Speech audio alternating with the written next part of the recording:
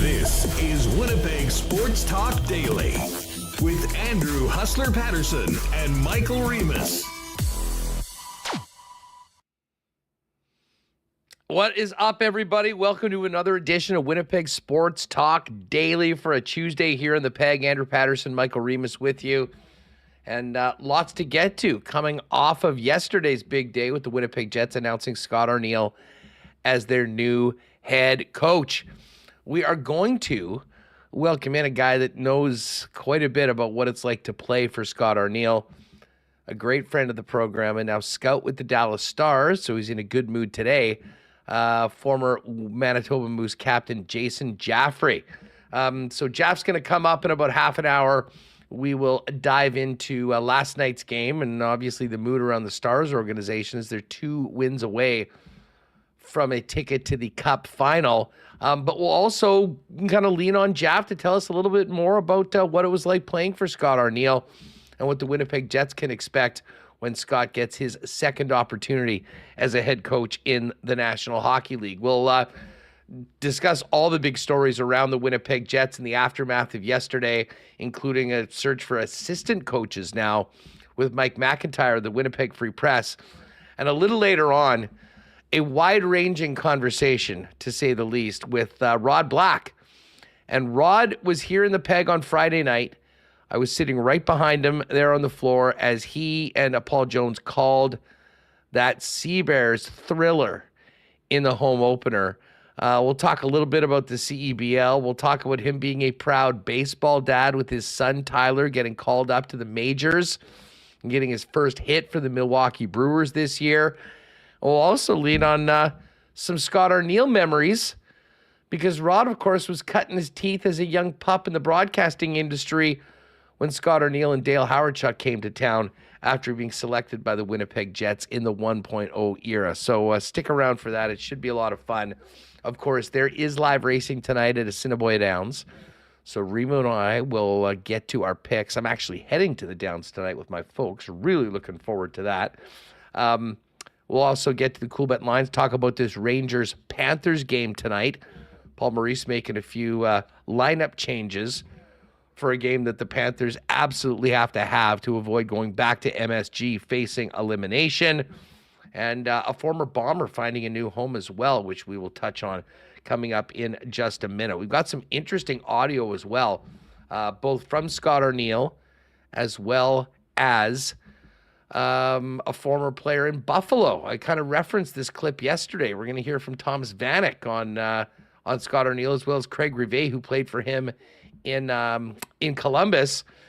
And you probably saw on the socials yesterday that Brendan Dillon jumped on board with Donnie and Daly yesterday. So we'll find out what he's talking about when it comes to free agency, as well as the new coaching hire here in Winnipeg. So great to have you all with us. It will be another busy show. If you're with us live on YouTube, welcome. Great to see you all. Hit that thumbs up button. And if you haven't already subscribed to the channel, please do. And a big shout out to all the podcast listeners that join us each and every day that we might not see in the live chat. Thanks so much for the support.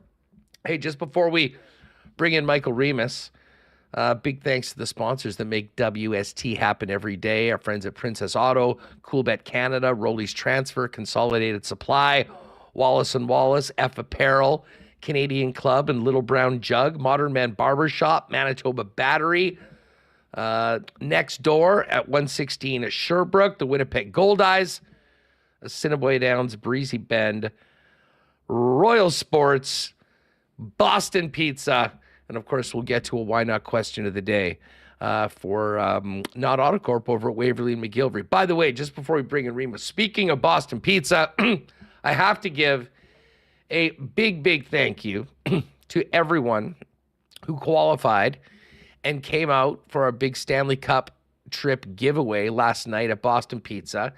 Big thanks to Andrew and, of course, our Crystal, who was so good to us over the years while we were doing the TSN shows at BP City Place. It was great to be back. The bar was packed. Everyone obviously dialed in to watch the game.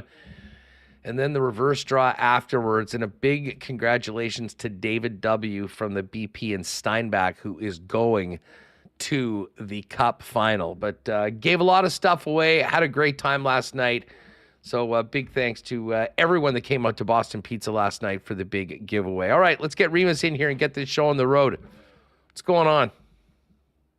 Yeah, I'm doing all right. Like, we had the big Arniel press conference, still kind of coming down off that. That was, we don't get out of here too often, Huss. We're mostly just in the studio. So it was nice to get out, see some people. Big announcement, I mean, big deal for the organization. Fourth official head coach. A guy, dreams Winnipeg, lives here. And so he wants to make, it's his dream to make Winnipeg Jets Stanley Cup champion. We'll see how close they can get, if they can get there. And yeah, we'll continue to talk more in the offseason, also some hockey and a lot of other stuff going on. So I'm in a good mood. Weather's good, Huss. Good time of year. It is. Excuse me. You know what? It is it's not too bad outside. I think it's going to get nicer as we get closer to the weekend. But yeah, it was great to get down there, see a lot of friends and folks there at in the organization, as well as all of the media. We did not mention yesterday, I don't think, but we should. Shout out to the chef there, because there was a nice spread there as well, post press conference. And the mini jet dogs, let's just say I was thinking about those all night. Big hot dog guy. It is hot dog season. And that was about as good of a dog as you'll get pretty much anywhere. So anyways, it was fun overall. But you know what? It was really interesting to hear and see the feedback from so many about the Jets announcement yesterday. And, it's pretty clear that there's a lot of people that think highly of Scott Arniel, the work that he's done to earn this opportunity. I think there's a lot of people just, that are pulling for him, obviously because he's the head coach of the Jets, and that's in everyone's best interest to have a competitive team that continues to move forward. But also the relationships that he's created in this city and, with so many, including his players, as we'll hear from Brendan Dillon a little bit later on. But, as Jeff Hamilton said yesterday, everyone can have their take on, is this the right hire? Who's it going to be? The bottom line is this is a results-based business. And this is a challenge for Scott coming in, taking over from Rick Bowness, albeit being a big part of that coaching staff, and trying to build on a regular season that saw them tie a franchise record with 52 wins. Ultimately, the team will be judged not only on a regular season where you got to do what you got to do to get a spot in the dance and be part of the top 8 teams in the West. But I think in a lot of ways, the true measuring stick for this team next year, and by that term, the coach, is going to be what happens in the postseason. And can they be more competitive? Can they win a round? Can they get through? But no matter what, and we're going to talk to Jaffray about this, is, a hell of a difficult first-round opponent if you're playing in the Central Division. And it did not go well, and we'll hear a little bit more from Scott on some of the things that have been learned and the direction that he plans to take this team from. But overall, I think there was a lot of good vibes around the club yesterday. And as they say, a lot of people real happy that Scott Arniel's getting this opportunity. And now it's time to go and make the most of it. Yeah, I think so. It was very exciting. And, nice to hear what he had to say. And it gets you already looking forward to the upcoming season. So we'll see what happens this offseason. We anticipate some roster changes for sure, with a couple big UFAs, Brendan Dillon, Dillon DeMello, John Monahan as well. And so we'll see what happens with the team, but I think it's going to be a tough task, Huss, to build on this record season they had, and we'll find out if they're up for the challenge. I'm sorry. I got a Don't little read the derailed. comments. I got Don't a read little them. derailed in chat. So, Okay. yeah, like for people on the podcast, I guess I got a haircut, so I'm not wearing a hat, and I didn't wear one yesterday either. I do wear one 99% of the time on the show. It's a great look, podcasters. Kevin Kowalik has credited Michael Remis with having Carrie Fraser hair. It's do you have a lot of product in that, or did it just? I think I got a haircut this morning, so they like do it. Does it nicely done. After Didn't have quite the lacquer or anything of the hard stuff that Carrie used. Anyways, it is a nice haircut, Reem. I don't know. It's got stuff in it, so I'm here. This is a visual show as well, so. Hey, look, if you get a haircut, you gotta not wear a hat and make that happen. I'm gonna need to head down to Modern Man over the next week or so. We'll get actually a pre-Vegas cut at some point over the next couple of weeks. But anyways, back to Scott Arniel. I mean, obviously we had a great chat with Scott. If you missed it live yesterday, right off the top of the program, you can go back and check that on yesterday's episode. I think we've also pinned it right at the top. That's our main video right now on the YouTube channel. So, if you're on the pod, you kind of want to watch it as well, just head over to the Winnipeg Sports Talk YouTube channel, and that is there. But there's also, extended press conference and then a scrum as well. And a couple things that we wanted to play for you that we didn't get to yesterday, was more about, moving ahead. And here's Scott Arniel yesterday on asked about, how things will change with him as the head coach. And here's kind of how he summarized what he plans to do and how things will be a little bit different under his watch when the puck drops in October. When I sit back and you think about what are the next steps for me, we've built first of all, if you go to sort of our style of play, we've got something that our players are believing in. They realize, excuse me, how we play right now, 5-on-5 is something that'll garner success. We have players that that took a lot of criticism over the last couple of years, who have really stepped up. And I just look at like Mark Scheifele and KC, who really bought into how we're playing, and they realize now that we're not cutting away anything from their offense, and they are buying into how we play without the puck. And I know I've said it often about how hard we have to work to get the puck back from people, and that isn't just in our end of the rink. And everybody did a great job over the last 2 years of getting on board on that. And so that part of it, I do have some ideas, thoughts, maybe won't share them today, but when it comes to some offensive things, some forward checks, whatever it might be, those are some things when I get obviously a coaching staff, we'll go over that this summer. We'll watch some of what's going on with some of the top teams right now and kind of see, we can kind of pick and sort of look at things that maybe might be something that you want to throw into your style of play. Specialty teams for me is a huge thing. I'll start with the penalty kill. It was for me, 2 years ago coming in here, we had great success. We took a group that was near the bottom and brought it up. Took a big step back, and I'll take a lot of the responsibility for that. But that's an area for me that it's as much as at times PK changes around the league, power plays change, and you can see it's going on right now in the playoffs, where Carolina was number 1 in the league, and they gave up 4 goals one night.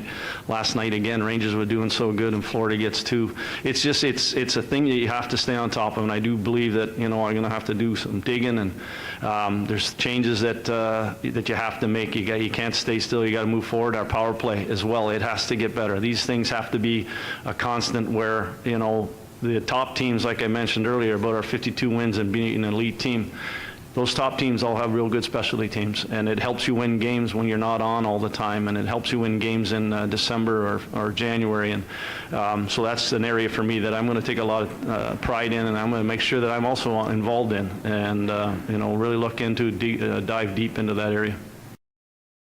All right, so there's some of Scott Arniel talking about moving ahead into next season, and special teams, no surprise. A huge part of the to-do list, I guess, to get the PK back to where it was the year before in the top 10. And Remis, listen, the power play was something we talked about extensively last year. And yes, at times they didn't have all of their guns, but I think systemically, for a team, you need to be able to, still make hay at 5-on-4 if a top player or two aren't there. And that wasn't the case with the Jets this year, or Jets this past season. We'll talk a little bit more about Scott on the, with his power play work with a former player in just a minute. But I'd imagine that all of that, in particular when we're talking special teams, is going to be a big part of who Scott adds to his staff with the 2 vacancies for assistant coaches right now, after Brad Lauer, who's in charge of the power play yesterday, was announced that will not be returning by Chevy yesterday at the presser. I think when he spoke, he addressed areas that the team needs improvement. They seem to be aware of the issues they had last year on special teams. And can we just talk about the penalty kill? So they lost Saku Menelainen and Kevin Stenlund, who's currently in the conference final, and the penalty kill just fell off a cliff. Regressed. Saku Menelainen, he's not even in the NHL, and Kevin Stenlund, he's a really good fourth liner, but we'll have to see what happens next year. If maybe last year was the outlier or not with his new coaching staff. And the power play, when they had all their guys that were good, but I agree with you that they do have to find a way to get it done when you're missing players. Although you saw, Vancouver in that Game 7 missing Brock Besser on that 4-minute power play, which I don't know if you're a Vancouver fan, maybe talking about that one for a while, whereas you couldn't get anything done. So, but yeah, I liked what he had to say. It seems that they've acknowledged a number of areas that need improvement, and we'll see. Now we're on coaching staff watch, and we'll wait and see who they bring in. Here's a little bit more from Arnie, and he was asked about, the playoffs, in particular, the playoff disappointment, falling short there after such a great regular season, and on closing the gap on the Avalanche.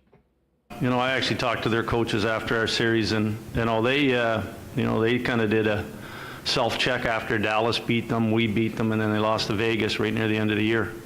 They felt they were 3 big teams that, they weren't at, and so they did make some changes. But at the end of the day, for me, when it comes to those things, I came from Washington prior to this, and there was a big push on the analytics. And analytics is really starting to go here in the last, 5 or 6 years, and it really is. And I know that you had mentioned about Colorado. It is part of it, and it is something that, that I like to look at. I think it's something that, as an organization, we have to all be together on. It's something that, how you present it to the players. Obviously, if you're going to go down that road, you got to be careful because they have their own analytics and they can find information as well.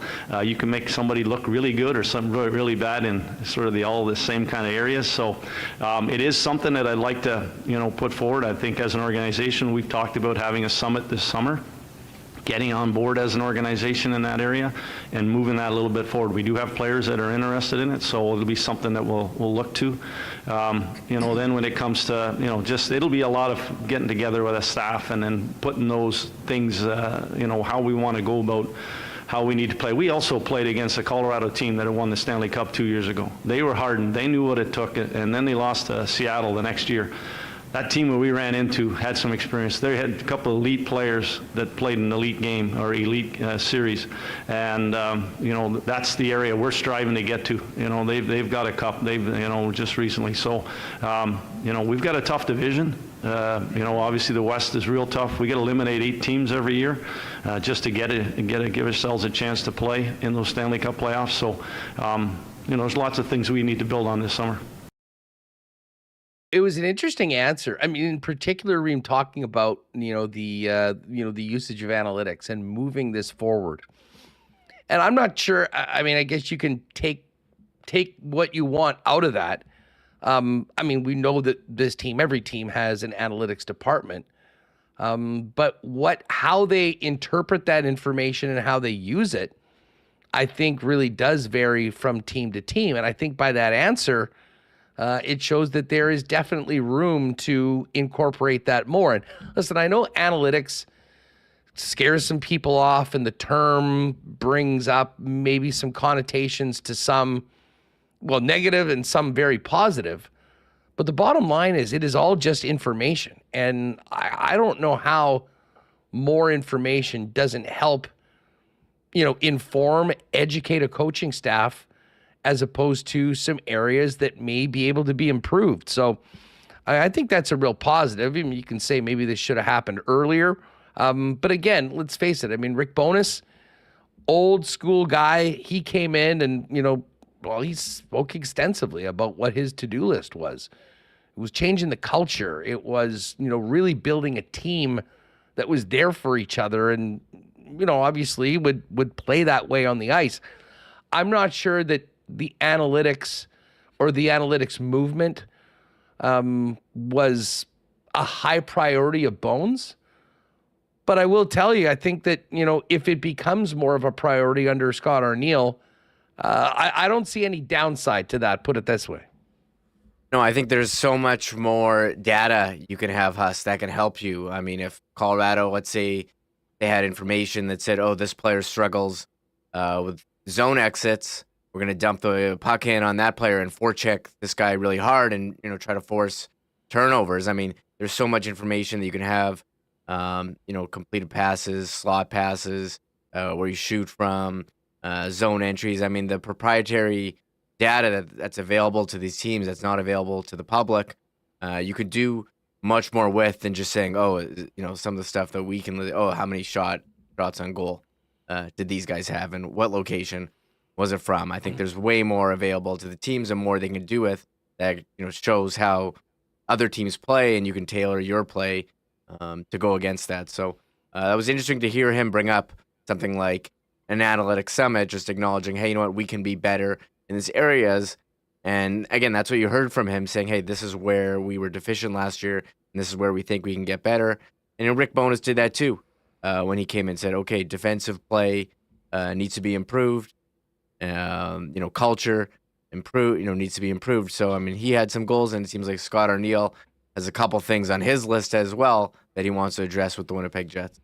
Yeah, listen, I think the bottom line is you need real buy-in from the most important guy when it comes to the hockey department, and that is your head coach when it comes to disseminating that stuff and using it for the players. And, as I said, I mean, I do see some of your comments in the chat, and I realize that not everyone is entirely on board with this stuff. But listen, everyone's doing it, and I think the teams that do it the best, that have that buy-in, I think they're ahead of the game on a lot of others. And, we talked about that article in the Denver Post after the series on what the Avalanche did.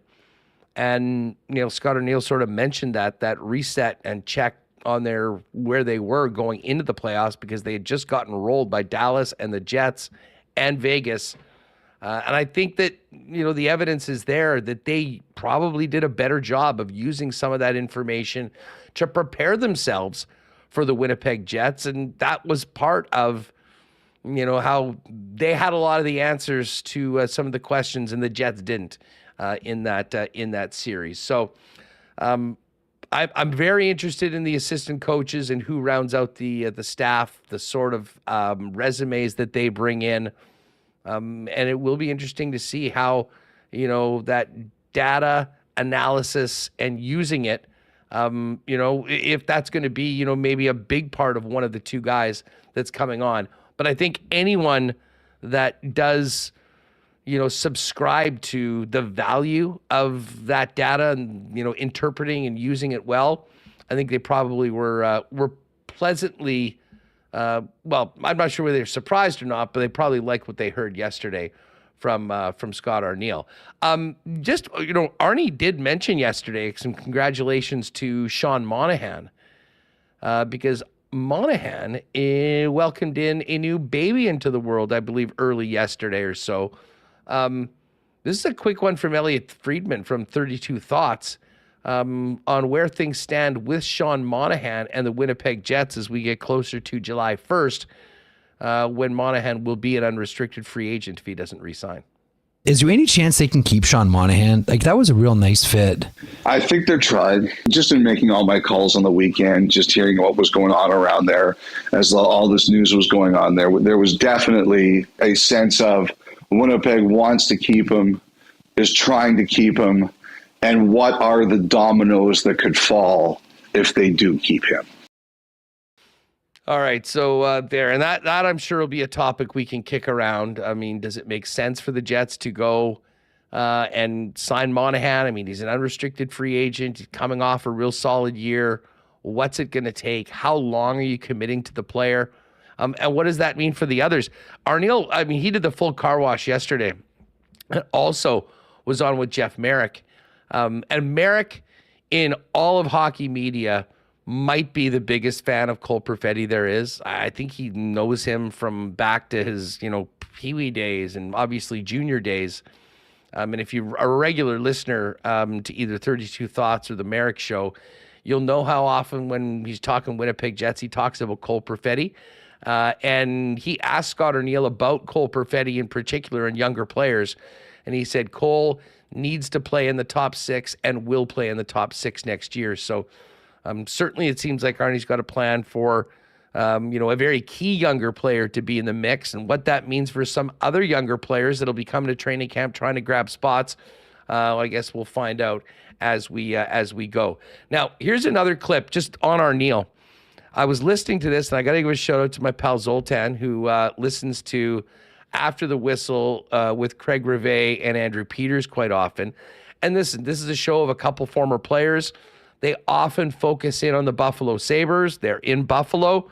But, they talk about the entire National Hockey League. But they had former Sabres star Thomas Vanek on the program. And Rivet also played for Arnie when he was the head coach in Columbus. He got traded there at the end of the year. It's just an interesting clip from an episode on the weekend with Rivet and then Thomas Vanek and Andrew Peters discussing, their interactions with Scott Arniel. I thought you'd find it interesting. He was my coach when I got traded to Columbus Blue Jackets at the end. I liked him. Has not been a head coach since then, so that's been quite some time, almost 13 years now that he has not been a head coach in this league. Do they feel comfortable with Scott Arniel because he is going to take off from where the coaching was last year? Does it just make it easier? Probably a familiar voice inside of that room already. And why change something that's not broken? It seems like in Winnipeg they are happy with what they have. I loved Arnie. I only had Arnie obviously as an assistant coach, but I loved him. Great personality. Yeah, do you think he's more of an assistant coach or a head coach, though? I can't say that because I never had him as a head coach. You did. I had him as an assistant, and he was, like Petey said, he was great. He's the best power play coach that I've ever had. Yeah, He really had a great feel for the game, how to communicate with us. So selfishly, I would like him to get it. All right, so that's from After the Whistle. And, Vanek, who had some great success in the National Hockey League with some real high praise, in particular, ironically, on power play, which was not good enough last year, and that was sort of Brad Lauer's responsibility. You'd imagine that'll be a big focus for Scott Arniel when he puts his staff together, which is something, as I said, will be all over here on WST. Listen, before we talk to Jason Jaffray more about Scott Arniel, as well as last night's game, big comeback by the Dallas Stars, Brendan Dillon also popped on Donnie and Daly yesterday, and we heard that there hadn't been a lot of talk between the Jets and the Dillon camp. He talked about becoming a dad and becoming an unrestricted free agent as it stands right now on the 1st of July.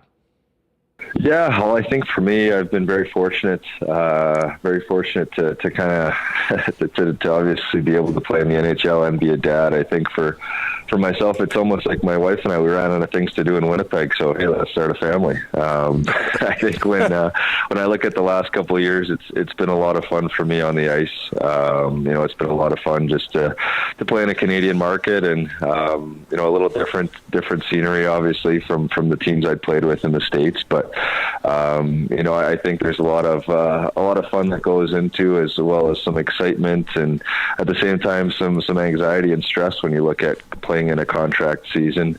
I was very fortunate that it went positively for myself and for the team. I think there was a lot a lot of good things that happened with the unfortunate way that it ended in playoffs. I mean, I don't think we played that, bad of a 5 games all season, and then just wrong time where I just feel like top to bottom we couldn't get to where we wanted to. But for myself, looking forward, definitely excited, and we'll kind of see what the next couple of weeks bring.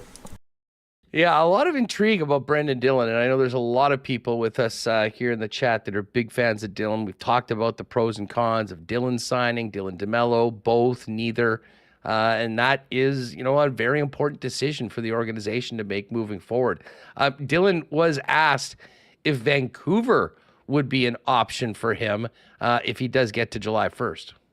I think I can speak on the account of every guy that plays in the NHL that's from BC. How cool would that be to play for your hometown team? It was nice watching last series. I think Celebrini was there watching, and you just see the way that hockey's grown over. Well, for me now, 13 NHL seasons, but even from when I was in junior, it's cool to watch and see the Jamie Benns, BC boys that are impacting the game. Of course, what Connor Bedard did this year, and I'm understanding now as the years go by that business is a big part of how things are. General managers have their eyes set on certain ways they want their teams, and specifically for me, their D want to look. And I think for myself and my role, and I've continued to show what I can bring and what I can do, and this year was really fun to be able to affect things offensively a little bit more. I said to the D in Winnipeg, I said, hey, if you guys aren't going to score for me, I guess I'm going to have to shoot it a couple more times. So it was a fun season. I think, like I said earlier, anytime you're going into free agency, you hear some of the horror stories of guys, whether it's pricing themselves out or not wanting to go to a certain place or a certain team. And for me, I'm really open and excited, and really just an open book going into July 1. All right, so that's where Brendan Dillon's head's at, heading into a potential unrestricted free agency on the 1st of July. Of course, that is if the Jets can't get his name on a contract in the meantime. And here's a shorter clip, and this is Brendan Dillon on the reaction to Scott Arniel getting the nod yesterday as the coach. I think that's something that's a little underrated in the sense of coaching and teaching. Is it? We obviously just hired a new head coach in Winnipeg, and Scott Arniel, who I think is going to be a fantastic fit there. He's got a good beat on things, and I think being an associate coach for a couple of years helps with that. All right, so there's a little bit more from Brendan Dillon yesterday, out in BC, where he hails from with Donnie and Dally. We're going to talk a little bit about Scott Arniel as a head coach with Jason Jaffray coming up in just a minute. Do want to give a big shout out to our friends at Rolly's Transfer for their support of Winnipeg Sports Talk. We all know how stressful moving can be. And if you have a move coming up, let the experts at Rolly's Transfer take as much of the stress out of moving as possible. And hey, they've been doing it for Winnipeggers and Manitobans for over 60 years. Family owned and operated right here in the Peg. And, moving forward into the future, they've got a fully revamped website. What you're going to want to do if you do have a move coming up is go to Rollys.com, ROLLYS.com. Right up at the top right corner, you'll see the request a quote feature. Click on that. Let them know where you're moving, when you're planning on moving, what you need to get moved. And the friendly folks from Rollys will turn it around quickly, get you a quote, and get you moving. Of course, they've got a massive logistics business throughout southern Manitoba. So they've got so many routes, flexible times, and the ability to give you the best prices on those moves as well. So for your next move, use Manitoba's most trusted name in moving services for over 60 years, Rolly's Transfer. Find out more and request your quote today at Rollys.com. I mentioned yesterday on the program, I went over to Consolidated Supply on the weekend for their big spring sale and got a chance to see firsthand some of the incredible new line of Crest power tools that they have. And in addition to the power tools, I got a chance to see the RTK robotic mower in action. The RTK is a state-of-the-art geopositioning technique that enhances the precision of position data derived from satellite-based positioning systems. It's available for lawns from 1/4 acre to 9 acres, and there's a Crest RTK model for you waiting down a consolidated supply. Each antenna of the exclusive Crest network covers any number of lawns within up to a 37-mile radius area. And I know they've got a number up in and around the city in southern Manitoba to cover you. For irrigation systems and solutions, hot tubs, outdoor kitchens, small engine parts and repair, Consolidated Supply has you covered, not to mention the best selection of golf carts around. Some beauties there in the shop as well. Pop down and see them, 1395 Niagara Road East, and you can find out more on this and more at their website at cte.ca. Hey, for all of those toys you're using this summer, you're going to need batteries. And right now, Donnie and the gang at Manitoba Battery have a big sale heading into spring with the best deals in town on golf cart batteries, as well as deep cycle marine batteries to get you rocking throughout the entire summer. Listen, when it comes to batteries, Manitoba Battery has it all. The best selection, the best prices, beating the pants off the big box stores. You'll be shopping local, and even better yet, you don't even need to pop into one of their 2 locations, Logan Avenue or the new one on Dovercourt, because they'll deliver it to you for free with any purchase over $60. It is just that easy. You ring them up, pop down and see them in person, or go to manitobabattery.com today for the best deals in town on batteries to get you set up for summer. And hey, you just saw Remis looking great today with the new Carey Fraser. I'm going to need to do it as well. And guys, if you need to get a good new look, get on down to one of 8 Modern Man barber shops here in Winnipeg. Conveniently located throughout the city. There's one near you, serving up great haircuts, beard shaping, shaves, color services, and more. All the products you need. And you can very simply book your look and make an appointment by going online to modernmanbarber.com.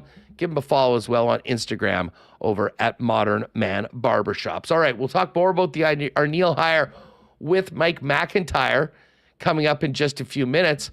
But considering the big announcement yesterday, we thought we'd lean on a guy that had some great success playing for Scott Arniel as a head coach, former Moose captain, now Dallas Stars scout, Jason Jaffray. Chaps, it's awesome to have you on the program. How are you? I'm great. It's great to see some familiar faces from back in the day. No doubt. Hey, listen, I want to talk to you about Scott Arniel and the big day yesterday, but you, of course, working for the Dallas Stars. Man, what a big turnaround last night in that game after a pretty ugly first. Just thoughts on the series so far and that big win for your employer. You know what? If we decide to play in the first period, these games would be a whole lot less nerve-wracking. I think in the last two games, our first periods have been absolutely horrendous, and we're lucky to have a top-notch goaltender that kind of saves our butt at times and keeps us in games and allows us to get our legs back underneath of us. And I went to the game last night, and that Rogers was electric when they scored the 2 early goals. I thought, oh, we're in trouble. We're going to need Ottinger to make a few good saves and give our group credit. Rupe Hintz coming back into the lineup was a big boost to our core up front, and we're really deep up there. And it seems like Al Line or a couple of players have stepped up to win us a hockey game in multiple instances where we really needed to win this playoffs. Well, and you get Hintz back, and it's almost like you got Robertson back too. You can see how much Rupee means to Jason Robertson, who's been just an unbelievable player for the last few years. But those two guys together are sort of like greater than the sum of the parts. 100%. That they've been part of that top line for a couple of years now that just has made our team take that next step. We got some young kids in there that are doing a phenomenal job with Hintz being out, with Wyatt Johnston and Logan Stankoven kind of stepping into a much larger role this year. And our old veterans are still just as good as they ever were. Jamie Benn, I thought, had a fantastic game last night. at both ends of the rink, and just kind of controlling the play when things got a little erratic out on the ice. Jamie Benn would step out there, win a big face-off, or skate the puck out of his own zone and make a smart play. And I think those two young kids have really energized him. He's thrived playing with Stankoven and Wyatt Johnston, who himself could be arguably our best player in the playoffs so far. As an amateur scout with Dallas, you guys have raised the bar pretty high the last few years. I mean, you look at this team, I mean, and it is built, and it's not all Heiskanen's going in the top 5. You guys have hit on a number of players that are making big-time impacts early in their career. How are you enjoying the scouting in general, and obviously working with this organization that's had so much success? I wish I could take credit for a lot of those guys, but I'm actually new into the organization. So everybody says, "Hey, you're doing a phenomenal job." I'm like, "Yeah, you know what? I'm learning." And I've been thrown into a situation where you could arguably say that the staff that the Dallas Stars have right now is one of the best in the business because of what they've grown through our system and the guys they've selected in the first couple of rounds. Everybody kind of turns back to the Heiskanen, Ottinger, Robertson draft as being the one that kind of turns around the organization. But I mean, you look at what they've done in the last couple of years with Stankoven and Wyatt Johnston, and nobody really even knows about Maverick Bourque, who was the leading scorer in the American Hockey League this year. That, I mean, if we weren't so deep, he'd probably be in our lineup also right now. So, like I said, I wish I could take a lot of credit for that, but I'm lucky to be in an organization where you're learning from the best, and a guy like Jim Nill and Joe McDonnell, who's kind of the leader of our scouting group. I show up every day trying to learn and get better and see what these guys are looking for, and then hopefully improve my scouting side of it day to day. Jason, we also wanted to get you on to talk about a big day yesterday here in Winnipeg for the Winnipeg Jets, and someone you know very well. Scott Arniel announces the new head coach of Winnipeg. You, of course, were his captain for a number of years with the Manitoba Moose. What was your reaction when you heard that Arnie was getting another opportunity to be the head knock behind a bench in the NHL? I was excited for him.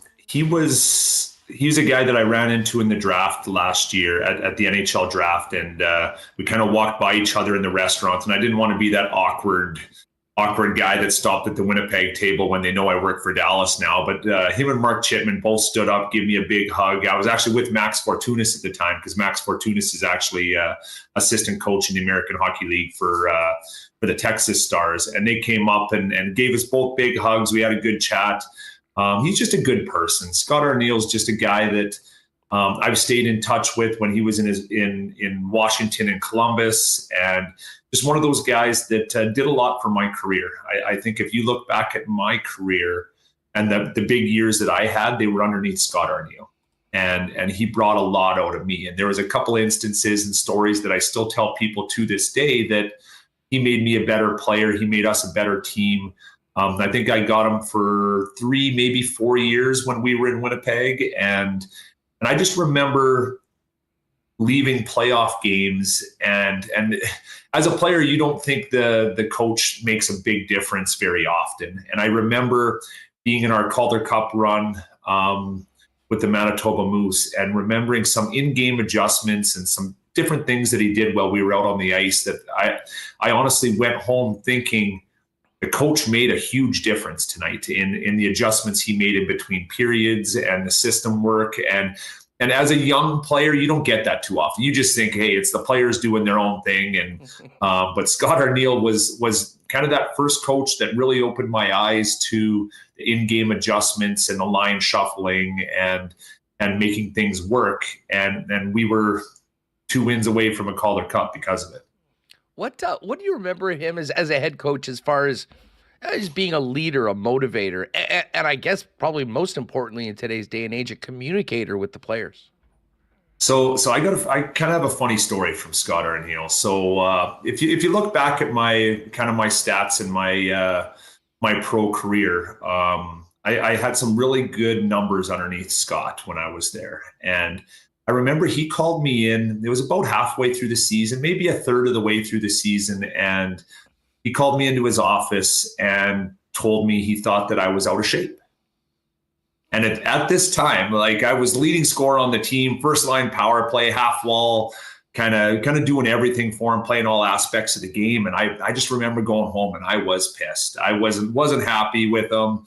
But he said, hey, I want you to lose 10 pounds. I want you to be in here before everybody else shows up every day and riding the bike for 45 minutes. And then after practice, I want you on the bike for 45 minutes. And I want you to, I think I was a 205 at the time. He goes, I want you at 195. And as one of the leaders on the team and one of the guys that was kind of relied upon to run his dressing room, but also run his power play and kind of all aspects of it, I remember I went and did it. I buried my head and I went and did it, and I shed the 10 pounds. It took me about 3.5 weeks to get it, but I looked back at it a couple of years later and I was like, why did he do this? Why did he do this? Was it for me or was it for the team? Because I remember the first week everybody's like, hey, what are you doing? Why is our leading scorer on the bike before anybody gets in and on the bike? But a week in, everybody else started joining me. Right? People started jumping on the bandwagon and saying, hey, look, Jaffray's doing it and he's our top player. I better be doing this too. And so I looked at it a couple of years later and I actually haven't had the conversation with Arnie about it. He probably doesn't even remember. He's probably done a lot of these things, but it made our team so much better due to it, because the work ethic of their top player at the time had to step it up in a part of the season where we were dominating and we were getting better. And I think he was finding ways to motivate the dressing room as we were rolling through teams, because I think we were the best team in the American Hockey League that year, us and Hershey, and he found a way to get us to that next level and continue to grow as a group. And small little things like that with Arnie, I looked back at years later, and I do some coaching now with my son and just kind of trying to find ways to motivate players and motivate your top guys and motivate your team and your dressing room. And he was very, very good at that. And I think you saw that when Bones was out of the lineup, dealing with some personal issues earlier in the year, he stepped in and their record was very, very strong because of it. So when they named him head coach, I wasn't surprised. I think it was an easy choice. I think Chipman and those guys probably did their homework on a few other really solid names, but at the end of the day, you probably had to blow them out of the water in regards to your interview process, because your best candidate was sitting right in front of you. Well, he's worked incredibly hard to get another opportunity in the league, and as you would well know, I mean, with coaches. Well, I mean, he famously said this, I think, after the experience in Columbus. He said, you go in there thinking you've got all the answers, and you finish the first year and you realize you didn't even know all the questions. And in a lot of ways, it seems like he's been working with an incredible group of head coaches, including Rick Bowness over the last couple of years as an associate, to get this second chance. And certainly it seems like he's excited for it, and I would suggest more prepared for it. And I mean, the Winnipeg Jets as a team right now did have 52 wins. They did not play their best in the playoffs. He's coming in to carry on a foundation that was built under Bones. That's a pretty good starting point if you can keep it moving forward in the right direction. 100%. I think he's very open to the conversation where maybe he wasn't ready for that first opportunity. He coached a very good team in the Manitoba Moose and was thrown into an opportunity in Columbus where maybe he didn't have the right guidance or the right time behind the bench to be able to jump into a situation like that and be successful. Now he went to Washington and back to Winnipeg and kind of learned under some top end coaches, just like you said, right? And the good guys kind of steal what they like from the different coaches and steal what they like. You take a little bit from here, a little bit from there, and that's what the good guys. If you continue to get better, continue to grow as a coach, it's the guys that are stuck to their same ways over and over and over again that tend to not move up.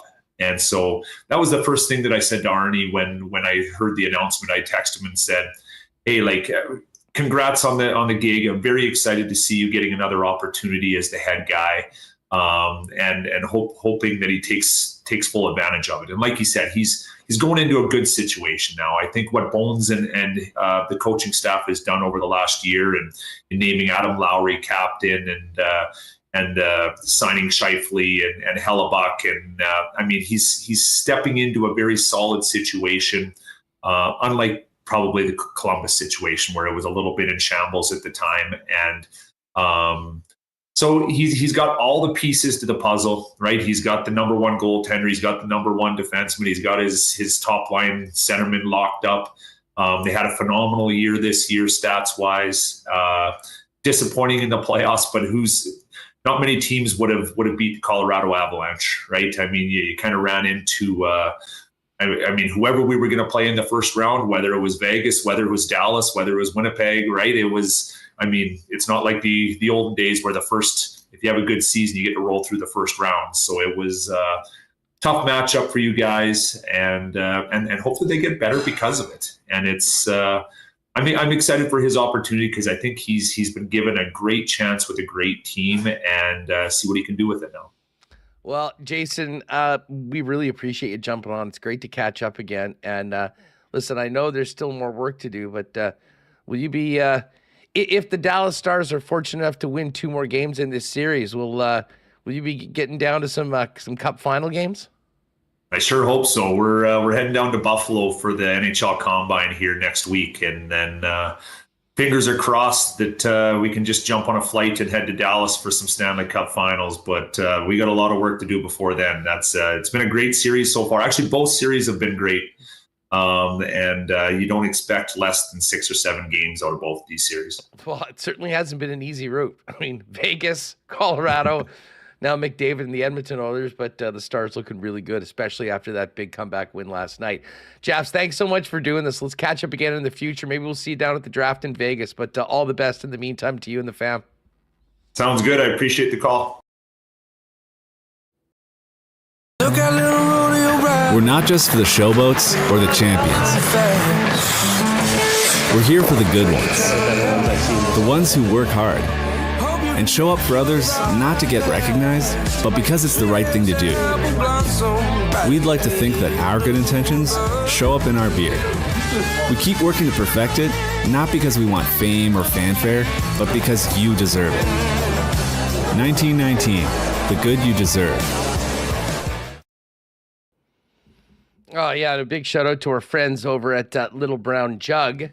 We're having a few of those at the ballpark when we get everyone together on June 18th for our first little WST patio party. One of the other attendees is going to join us in just a minute. And hey, by the way, I also want to shout out our friends at Canadian Club. Great to see James and Ange and the gang out at the Taste of the Bombers event last week. And what are we, 3 days away from getting back to Princess Auto Stadium for some exhibition action, and then 9 days away from the season opener right here in the Peg between the Bombers and the Montreal Alouettes. Of course, Canadian Club, proud official spirit of the Winnipeg Blue Bombers. You'll find it and the entire Beam Suntory family of spirits throughout Princess Auto Stadium, and fueling some of the loudest of Bomber fans for sure. And don't forget Canadian Club and Ginger Ale in cans, also available there. You can get Canada's favorite Canadian whiskey and all the other great products from our friends at Beam Suntory at your local Manitoba liquor marts. But if you're thinking Canadian whiskey, make it the original Canada's favorite Canadian Club. Big thanks to Canadian Club for their support of Winnipeg Sports Talk.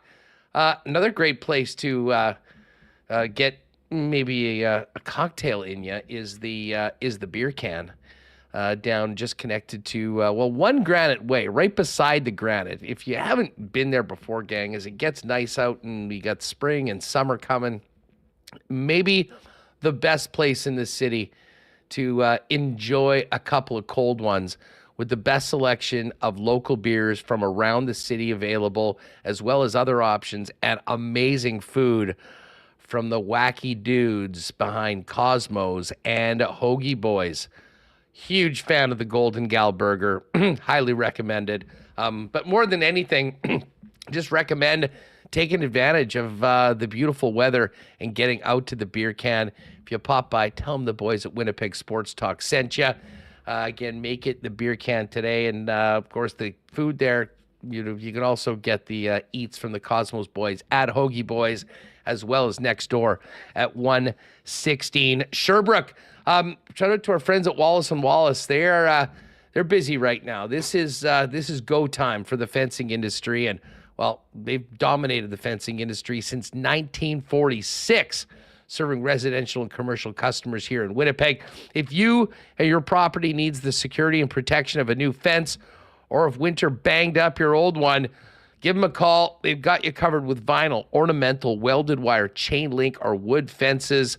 And if it's time to replace your garage door, they've also got Winnipeg's largest selection of overhead garage doors. Easiest way to connect is give them a call at 204-452-2700.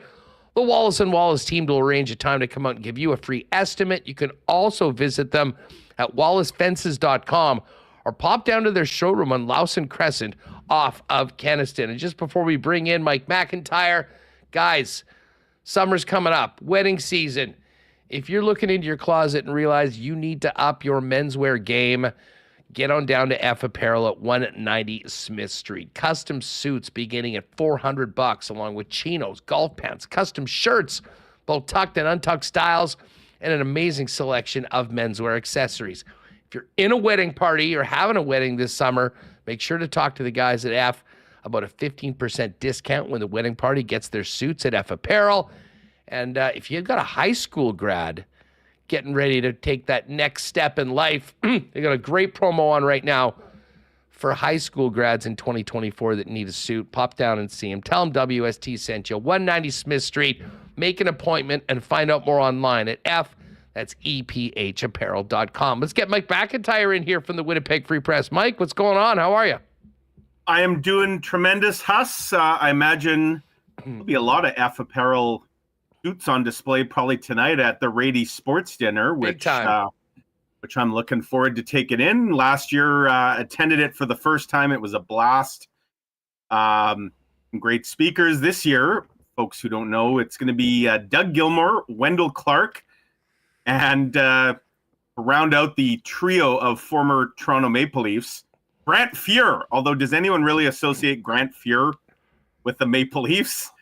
I don't think so. But he will be there tonight. So should be a good evening.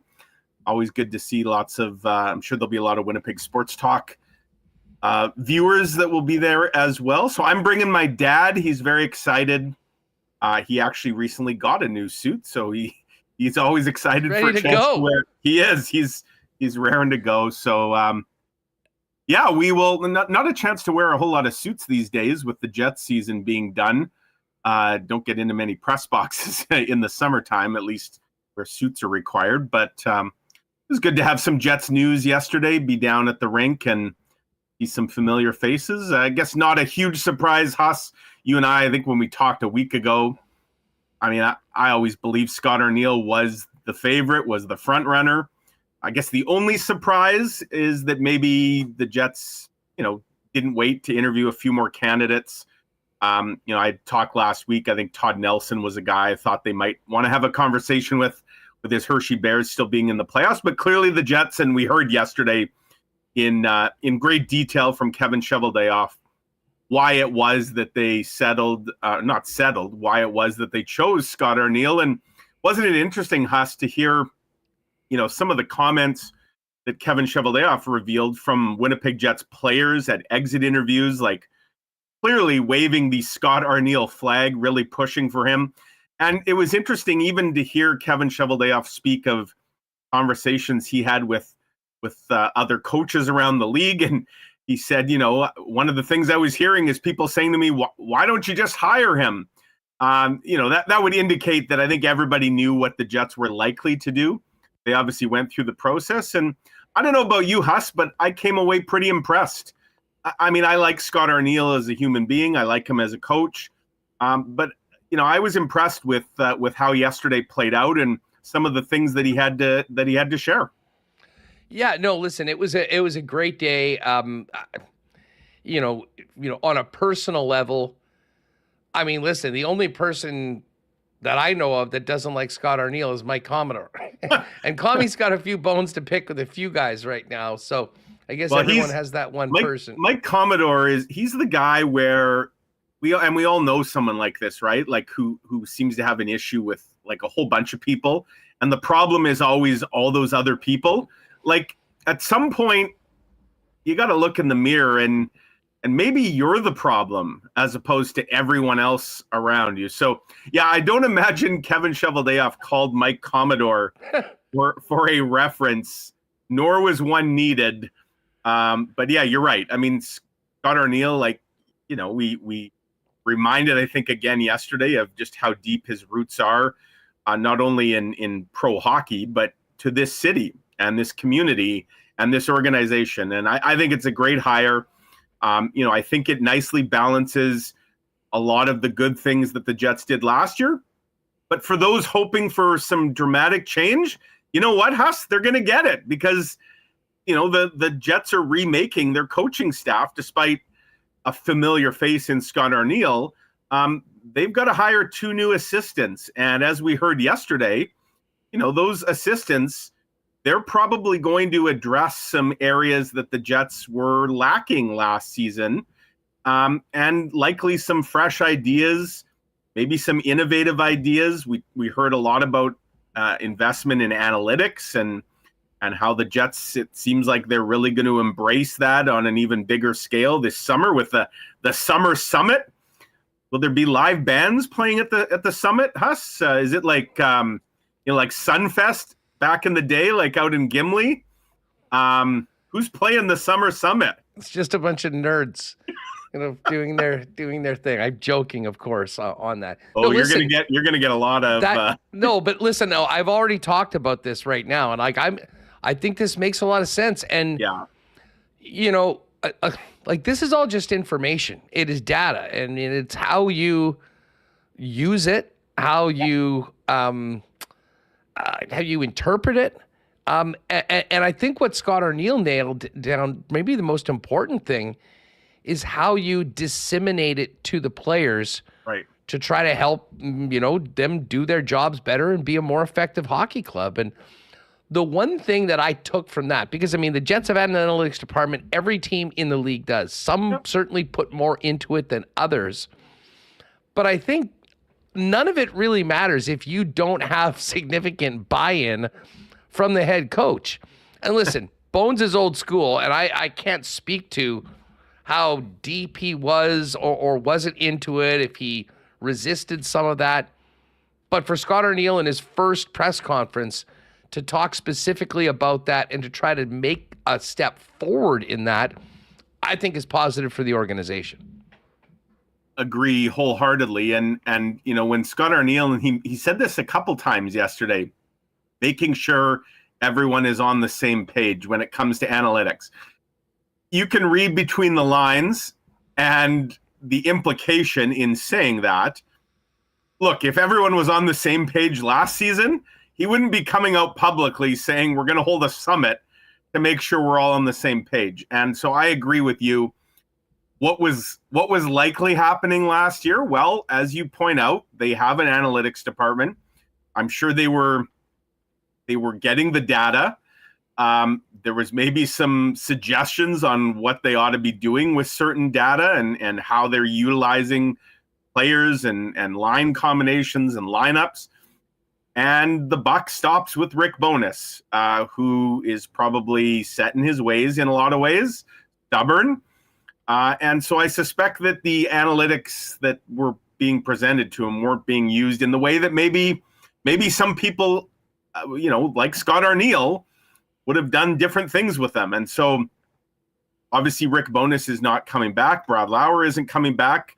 I don't know what Brad Lauer's views on analytics were, but that doesn't even really matter. At the end of the day, it's what the head coach thinks. And, it would seem that I think we can look at a few things last year, Huss, and say that maybe there was a bit of a disconnect even between like the GM and the coach. Not to say that there was friction. I don't think that's the case at all. I think Kevin Cheveldayoff and Rick Bowness had a great relationship, but a case in point would be someone like Colin Miller.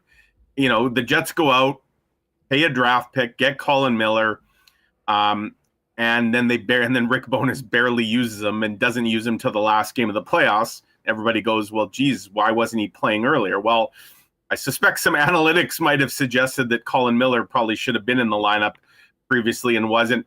So yeah, a new page has been turned, and it was interesting, Huss. I can't remember. I think it was Jared Bednar himself after the Avalanche had beat the Jets in the opening round of the playoffs.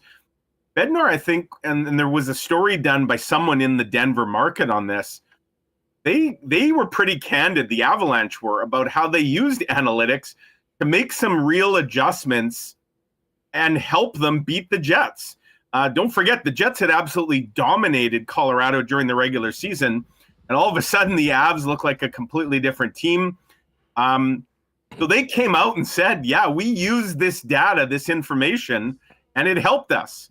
The Jets obviously didn't respond nearly the same way, but it looks like that's something the organization now wants to address this summer, which I think is a very good thing. Yeah, that was an interesting article. I believe it was Corey Masiak in the Denver Post, I think. Yeah.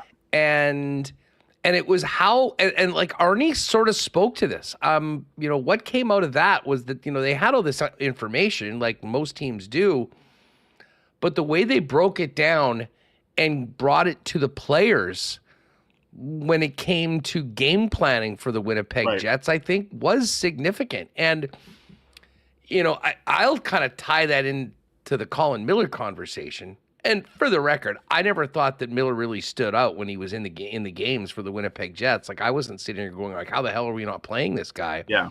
However, I thought that the Avalanche really victimized the Winnipeg Jets and took advantage of the offhandedness of some of their defensemen, where they were putting the puck in and forcing the Jets to try to break out with a guy on their backhand. And I mean, listen, that can be a small thing, but if you don't get one or two pucks out that end up getting turned over, and we saw how quickly the Avalanche were striking when the Jets did turn the puck over, I think you can look back to that and say that was an advantage for Colorado. That I think if the Jets want to beat teams like that, they need to be on par, or as Arnie said yesterday, ahead of the curve on that. So I think embracing it more so than they had in the past certainly is something that I think most people would agree that could be a real positive for the Jets. As far as the coaching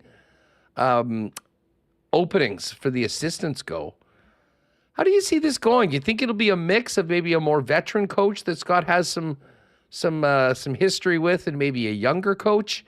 And speaking about special teams, how important do you think those roles will be when Arnie's putting together the staff in his vision, to get that extra 5 or 10% that he was talking about out of this hockey club? Which I think then grew at one point to 10 to 15%. Yes, the number kept creeping up when they would talk about by the time we get to training camp, they're going to want 55% more out of everybody. That's tough to do when you win 52 games, but they certainly could be 50% more of the playoffs, which I think is when this is inevitably going to be judged. For sure. I think an expertise or background in special teams is pivotal, and both assistant job openings now involve the special teams from last year.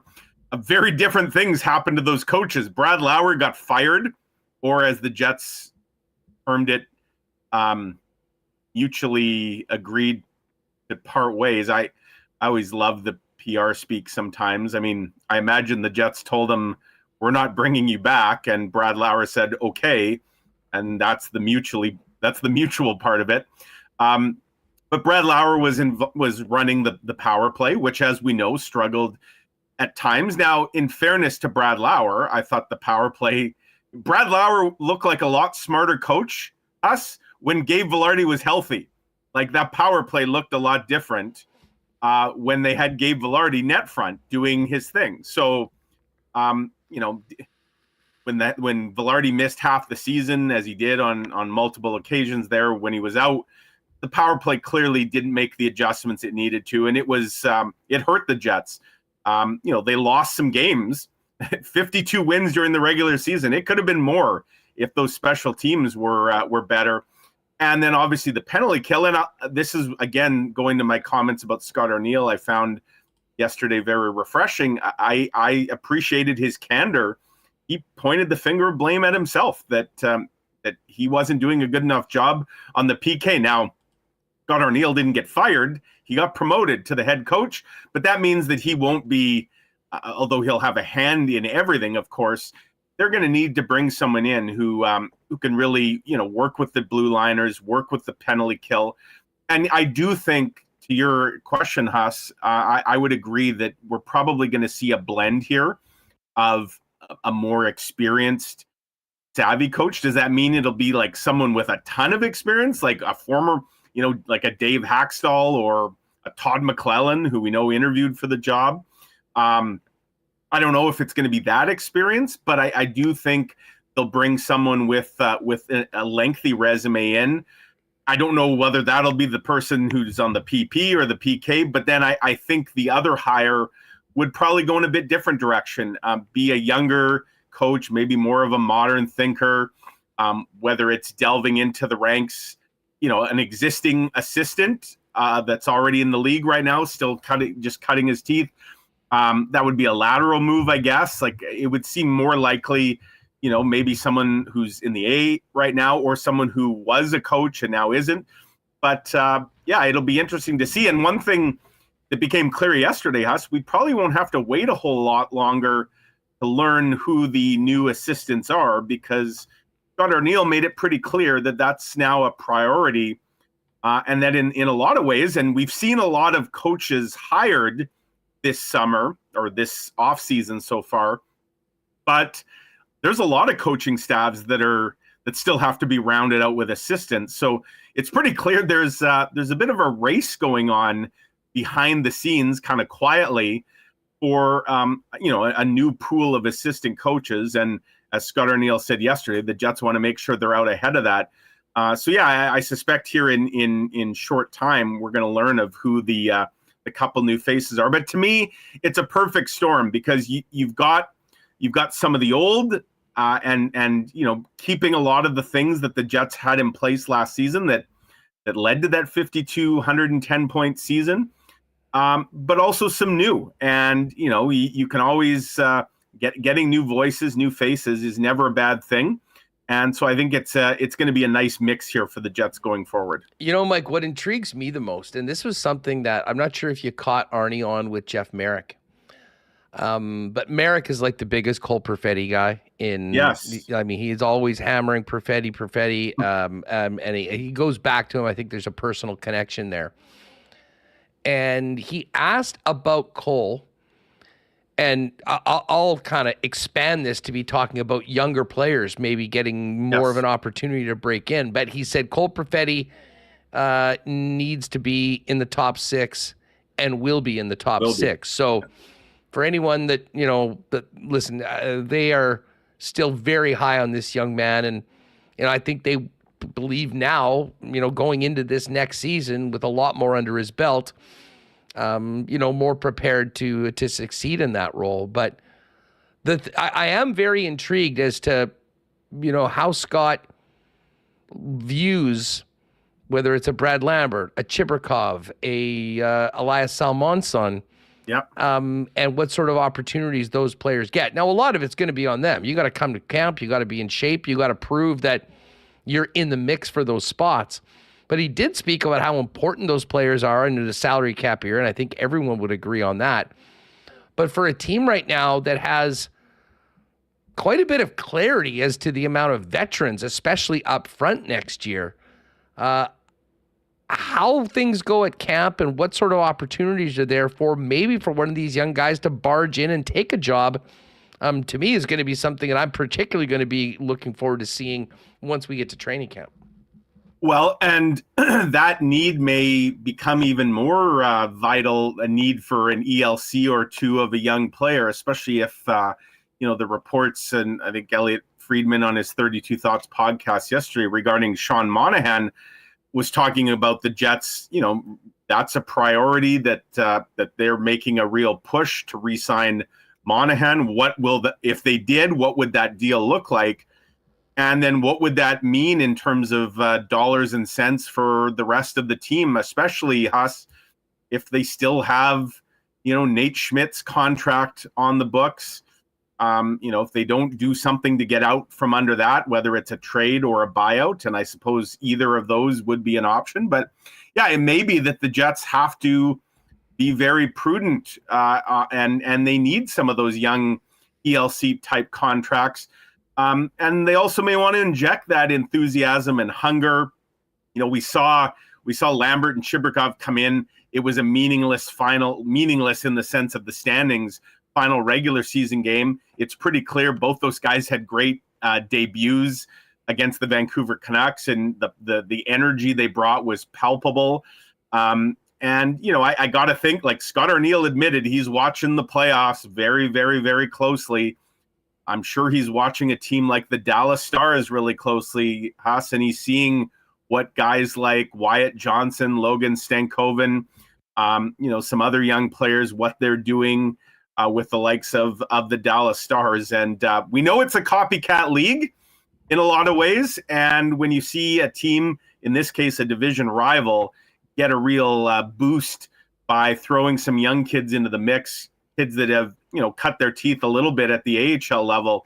I think and that's another reason I said I was impressed by what Scott Arniel had to say yesterday. I thought the accountability about the PK, the willingness to sort of learn from past mistakes, the idea of embracing analytics in a bigger way and in a more cohesive way, and then the talk about youth and the importance of that. I thought those were all really good signs for the Jets going forward, the kind of thing that I think people have wanted to hear around here for a while. Now, at the end of the day, is it just all talk? People obviously want to see some tangible action to go with the talk, but I think certainly what's being said is encouraging. And I got to think that some of those kids are going to be given a legitimate chance coming into training camp. And so for a player like Cole Perfetti, I'm sure he was sitting back listening to that, and he's got to be very excited.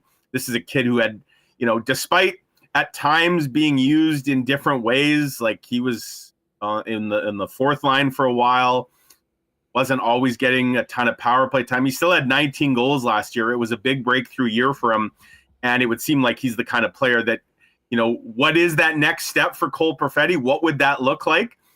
We may find out next season. Have you spent much time thinking about what a contract for Cole Perfetti is going to look like? Like I would have to assume, based on last couple years and where he was used in the postseason, despite the fact that his numbers were good, yeah, that we're probably talking about a 2-year bridge deal. Yeah. Like I'm not sure the money's there for a long-term deal right now. And to be honest, I think if I'm Cole Perfetti's agent, I'm thinking this is only going north, and the time to actually potentially sign a much longer term deal probably makes more sense in the future as opposed to right now. I know that the recent trend around the league is that you don't bridge a guy like Cole Perfetti. Like, you act and you lock those guys up if you can at a number that maybe right now looks a little big, but ages really, really, really well, where in a few years from now, people might be saying, wow, that's a steal. Oh, I think the Jets would be down for that. The Jet, right. But so I tend to agree with you. Like, I think that's probably the route, because I think from Cole Perfetti's perspective, you still feel like you have yet to fully show your value to the organization. And, whatever that a long-term deal might look like now, like he's probably thinking in another year from now, if he could go have, take last season, but then really improve on that, that may earn him a lot more money down the road, which is why if you're the Jets, you'd probably love to make that long-term deal now. I just don't know if both sides could come to a number that would make, 100% sense, dollars and cents from each perspective. But it's really fascinating for sure, because you don't have the full body of work that maybe you wish you would have had in Cole Perfetti's case. But that the potential is there, no doubt. And so how much are you paying for potential versus reality? It's, it's the same reason, Haas, in a lot of ways, like I'm curious, what does Gabe Velarde's next deal look like? Now, he's got one more year at 3.4. I believe he would be eligible to be signed after July 1st to an extension as well.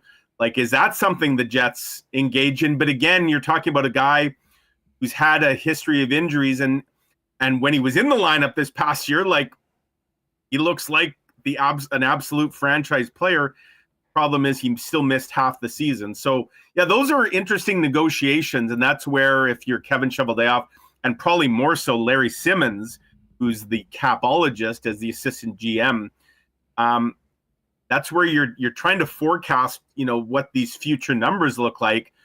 And that's where, now you're getting into, like, what do you do with Brendan Dillon and Dylan DeMello? And can you do things with those players based on projections of what might happen? And so I think the Sean Monahan thing is interesting for several reasons, because if they were to lock Sean Monahan up to an extension between now and July 1st, I got to think that impacts a lot of other decisions that are going to have to be made. Oh, I don't think there's any doubt about it. I mean, that 2C spot is very significant. And if Monahan is not there, then they have to figure out what is next. Like, I think it's risky to just plug a guy like Brad Lambert in there and say he's going to be a top 6 center next year, having played one game in the National Hockey League. At the same time, you'd sort of like there to be an opportunity that if the young man went in and proved that he's ready to go and took the job, that he'd be able to be there. I mean, maybe that means he's moving in onto the wing. Like, I still have to think that there is the potential that maybe one or two of the guys that are signed for next year could potentially see themselves elsewhere. Although, if anything, I mean, I think you're talking about those unrestricted guys. Certainly, I don't think Toffoli will be back. Monahan is a possibility. But the blue line, and let's face it, the blue line, I think, is, if you looked at the two sides of the equation, the blue line is the area where the Winnipeg Jets could benefit the most from, I think, some new blood, from a shakeup. But again, at the expense of DeMello and Dillon, who were two of their best defensemen last year, I'm not sure how that equation works out. It's a puzzle with a lot of pieces that right now maybe don't seem to fit together. And the task of Kevin Cheveldayoff and company is get a complete picture in time for training camp, one that they hope obviously is a lot prettier than the one we saw this past spring in terms of what happened in the playoffs. But yeah, I mean, the Monahan thing interests me because I'm with you. Like, there's part of me that thinks, why wouldn't you give Brad Lambert a look there? And I also believe, Huss, in a way, the Jets have a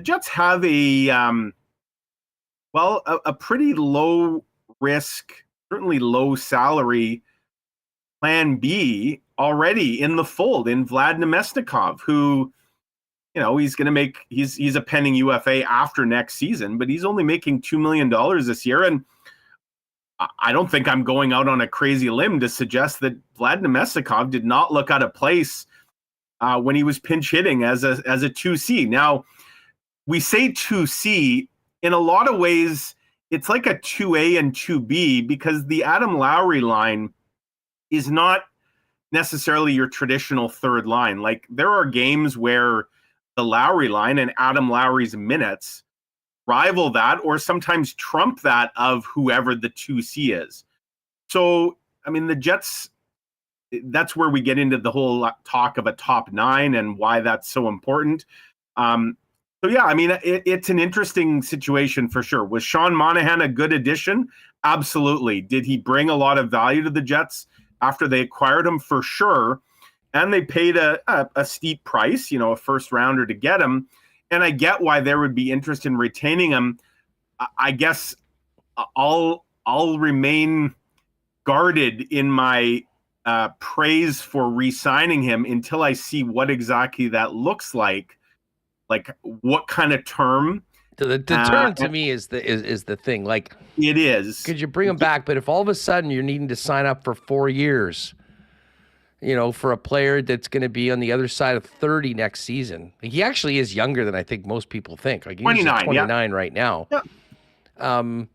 But, how he ages, and this is a guy that's been through a lot over the last number of years as well when it comes to injuries. But he was a nice add.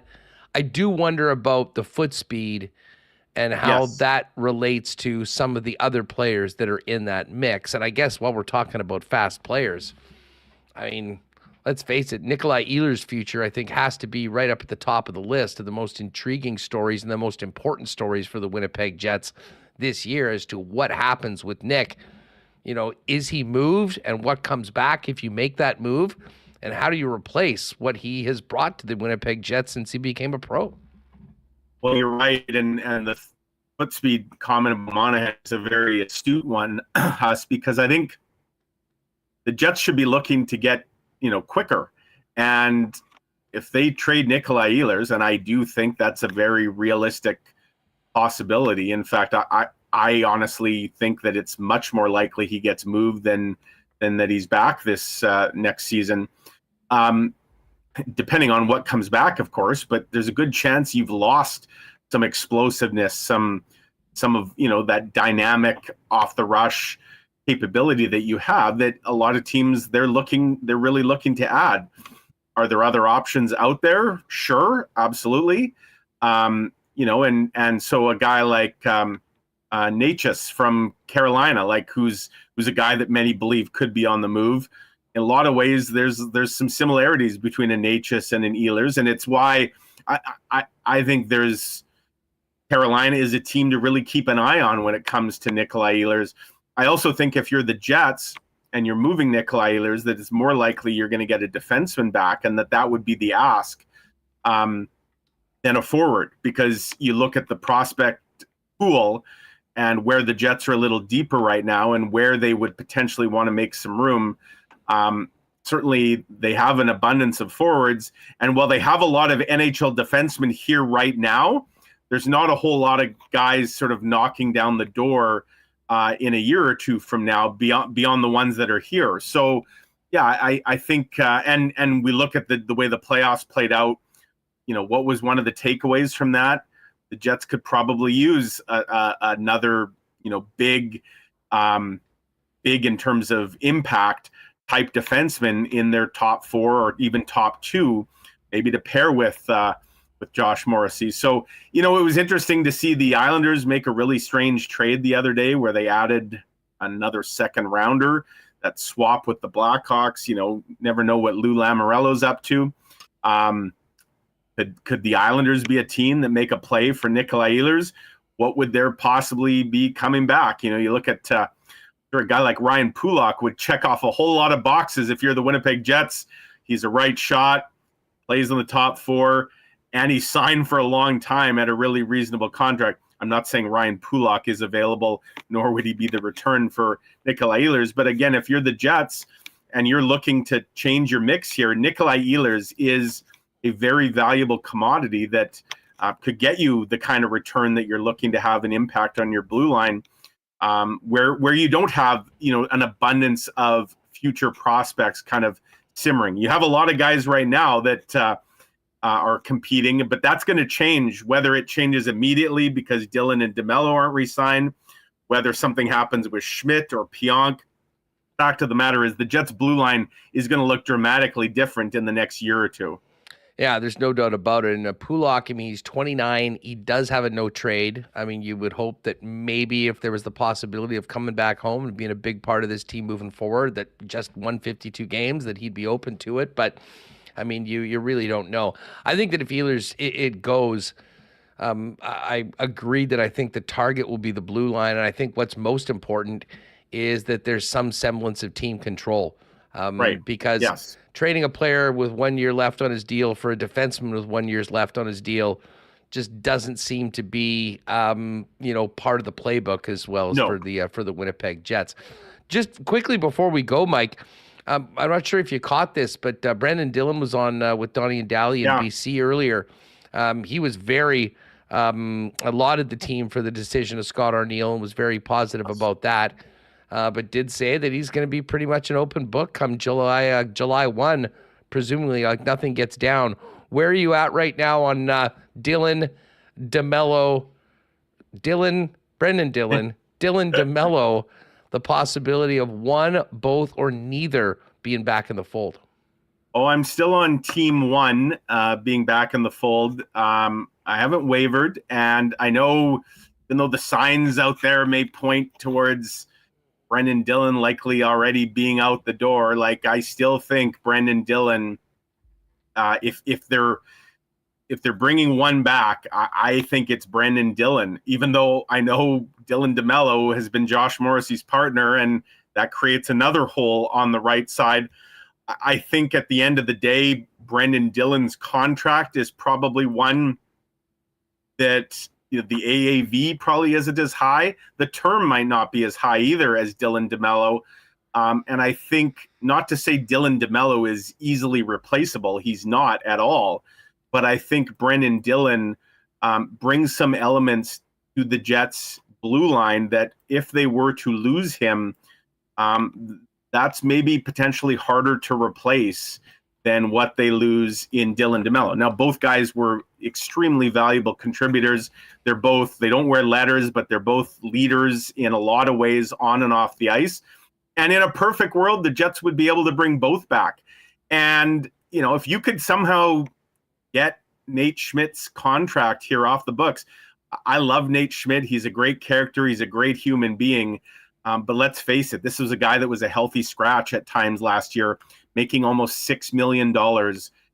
That's wasted money at this point in time. And in the cold, cruel business that can be pro sports, that's an unfortunate reality. Neil Pionk, there's another guy. Like, what's happening with him? He's only got another year on his deal. What's the plan beyond next season with Neil Pionk? Are they re-signing him? If not, are they moving him? What would it take to move him? So there's a lot of things in play here for sure. But I think just looking at the situation in the here and now, I do believe that it's more likely one is brought back as opposed to 0 or 2 when we're talking about Brendan Dillon and Dillon DeMello. And I still lean towards Brendan Dillon. I know his comments. He said, you know, open book or whatever as of July 1. Of course, he's saying that because he's talking about if he doesn't have a deal. This is a guy, to make it very clear, he would love to re-sign in Winnipeg. He's not just blowing smoke when he's saying that. He really would like to re-sign in Winnipeg. In fact, he was kind of crushed that the team hadn't re-signed him already when they were re-signing Scheifele and Hellebuck and then Nino Niederreiter. He was kind of waiting. That hasn't happened yet. We heard Kevin Cheveldayoff yesterday say retaining, getting a coach in place was priority one. And then it was also priority for some of the current UFAs on the team. And why wouldn't they want to see who the next head coach was going to be? Now that they see who it is, I know Brendan Dillon had a great relationship with Scott Arniel. Again, I don't think he's blowing smoke when he said he's thrilled that Scott Arniel got the job. Did the Jets now strike up a conversation with him? That wouldn't surprise me, nor would seeing something get done between now and July 1st. Mike, have a great time at the dinner tonight, and we'll look forward to catching up next week. Appreciate you as always. You bet, Huss. Have a great week. Good stuff. There is Mike McIntyre with us on Winnipeg Sports Talk. All right, well, Friday is the return of Bomber fans to Princess Auto Stadium. Cannot wait for the game. We do have a little bit of news from the CFL on our Princess Auto Bomber report for today, and that is Janarian Grant has signed with the Toronto Argonauts. So this battle for the returner position is going to continue through this week and into the final preseason game, and there will be some new blood filling the massive shoes of a guy that when he was in the lineup was so dangerous and so dynamic for the Winnipeg Blue Bombers. Of course, Princess Auto, proud sponsors of Winnipeg Sports Talk and the big Canada Day celebrations on the 1st of July at Princess Auto Stadium. Don't forget, local market, food trucks, great stuff for the kids, including inflatables and face painting, starting at noon. And then 3 p.m., the main stage gets going. If you do want main stage tickets closer to the stage, you can go to the BlueBombers.com website, click on the Canada Day, and get your tickets there. But it's entirely free, 100% free. So make a plan to join Sam Roberts Band, Doc Walker, and more. Fireworks, Monday, July 1st at the Princess Auto and Bomber Canada Day celebration down at Princess Auto Stadium. And, of course, you can visit Princess Auto on Panet Road, Portage Avenue West. And you can always shop online 24/7, 365 at princessauto.com. I mentioned right off the hop, had a great time at Boston Pizza last night down at City Place, where we used to do all our shows before Jet games. Great crowd out for the big grand prize giveaway of a trip for two to the Cup final. No one does it up like Boston Pizza. The trip has been given away, but there's still your playoff headquarters. Might I suggest the wing flights from the playoff menu, the Sicilian square footer pizza, and huge fan of the jalapeno popper dip. It is available right now. Tonight, Rangers and Panthers, big game 4. Pop down to your local Boston Pizza. Big game on the screen with big sound at all of your local Boston Pizza locations. Big tent sale on the weekend at Royal, but the savings continue into spring and summer. Keep your eyes out for another tent sale. There's really nothing like it when Royal gets the tent out. But in the meantime, all the best in licensed sportswear and merchandise from around pro sports, not to mention soccer, baseball, softball, running, tennis, and a ton of new bikes coming in by the day. It's all there waiting for you at Royal Sports, not to mention all the cool stuff on the King's Skate, Snow, and Surf side, including a massive Yeti section for you campers. You got to see it for yourself, though. 750 Pembina Highway. And follow them on Instagram at Royal Sports Winnipeg for the latest sale information and the latest merchandise drops as well. And hey, I mentioned the Gold Eyes. Don't forget, Gold Eyes are starting a series in Fargo tonight. Yesterday was a travel day for the squad, but we are inviting all of you to join us at the ballpark on June 18th for our first ever Winnipeg Sports Talk patio party. Yes, the brand new patio decks built along the first base line right below Craft Beer Corner. We're taking one over on the 18th of June. We had an amazing response from WSTers already. So do not wait. Get your tickets, $20 all in. You'll get your ticket. You'll also get a Winnipeg Sports Talk koozie that we're getting done up for the day. And we'll enjoy maybe a few little brown jugs. We'll enjoy the amazing food at the ballpark and see a Logan Watkins squad, which had a tough start in Cleburne, but has really sort of turned it around and looks to get on the right side of 500 on this upcoming road trip before returning home next week. For more information on tickets, groups, and more, go to goldeyes.com. We'll check in with Andrew Collier, GM of the Fish, a little later on, coming off the season opening homestand, which really was not blessed with any really good weather, and look ahead to our big night. But again, tickets in the link in the description, or go to winnipegsportstalk.com, click on the Gold Eyes link, and count yourself in for June 18th and the WST patio party down at the ballpark. Canadian Open gets going this weekend. Cannot wait for that. And the Manitoba match play is underway as well, at where, of course, our friends at Breezy Bend. I'm going to actually try and get out there maybe for a show later on this week, tomorrow or Friday. Breezy Bend, proud host of the match play right now. Good luck to everybody participating, and good luck to all of our Canadians in the Canadian Open.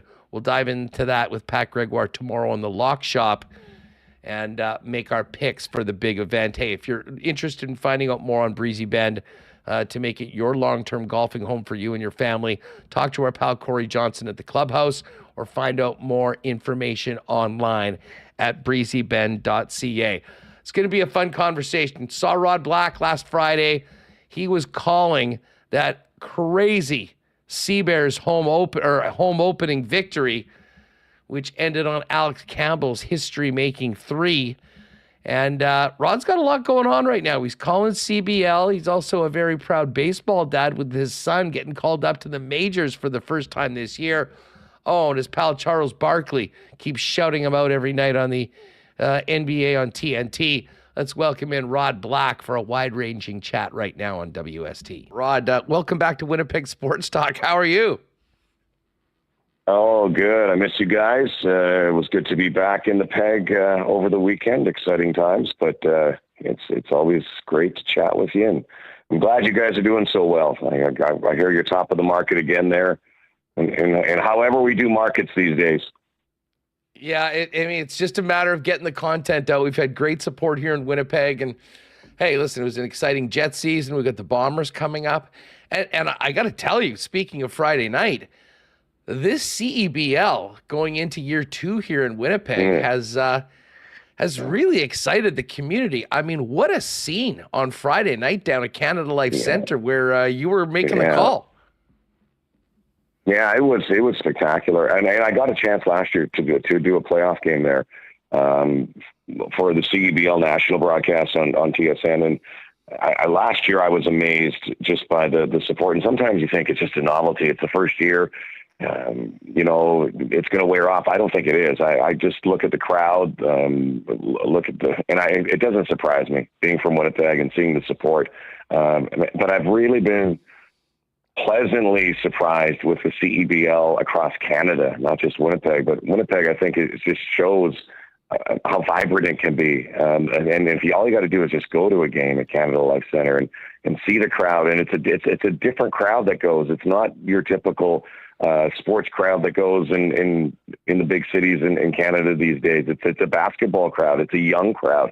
I love seeing the kids there, and they have so much fun. And the talent level, I think everybody who leaves one of those games goes. My brother went the other night for the first time, and he went, "Oh my gosh, the talent level is so good." Everybody loves the target score.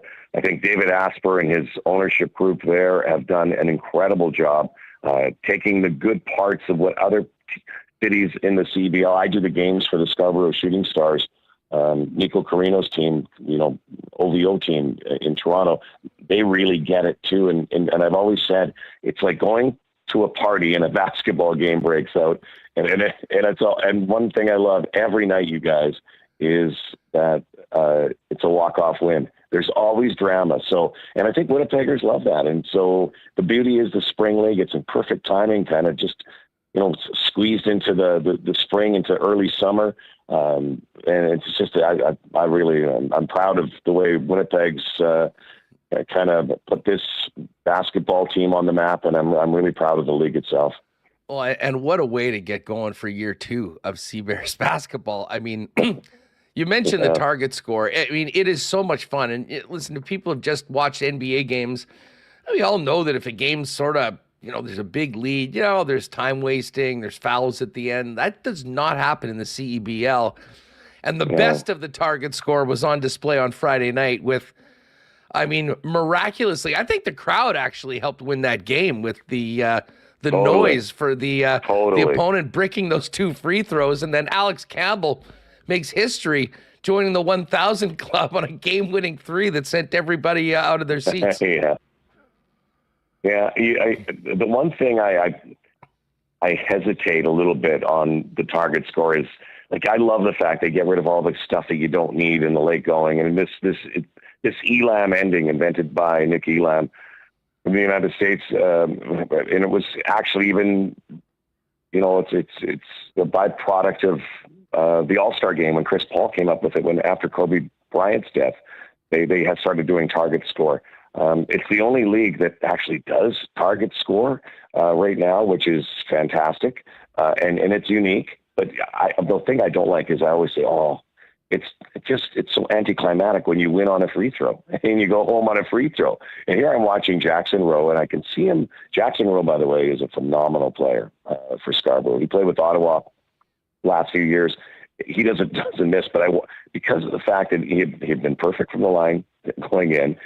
Like, he just was, the way he was warming up and the crowd was really getting into it. It goes to show you that every player is human, and even a 15-foot, the easiest shot for these players, usually a gimme putt, can be missed. Not just 1, but 2. And then it goes the other way. And everybody, I'm thinking Teddy Allen's going to take the shot because he took almost every shot and made every shot that night. But for Alex Campbell, a great veteran who's been around in Vancouver and across the CEBL to hit that and knock that down. What I love is that a lot of these players are older players, and some even the younger players who are knocking on the door to the biggest league in the world, the NBA. And a lot of them play U Sports, Canadian University Sport. I still don't like that name, U Sport. I don't know why.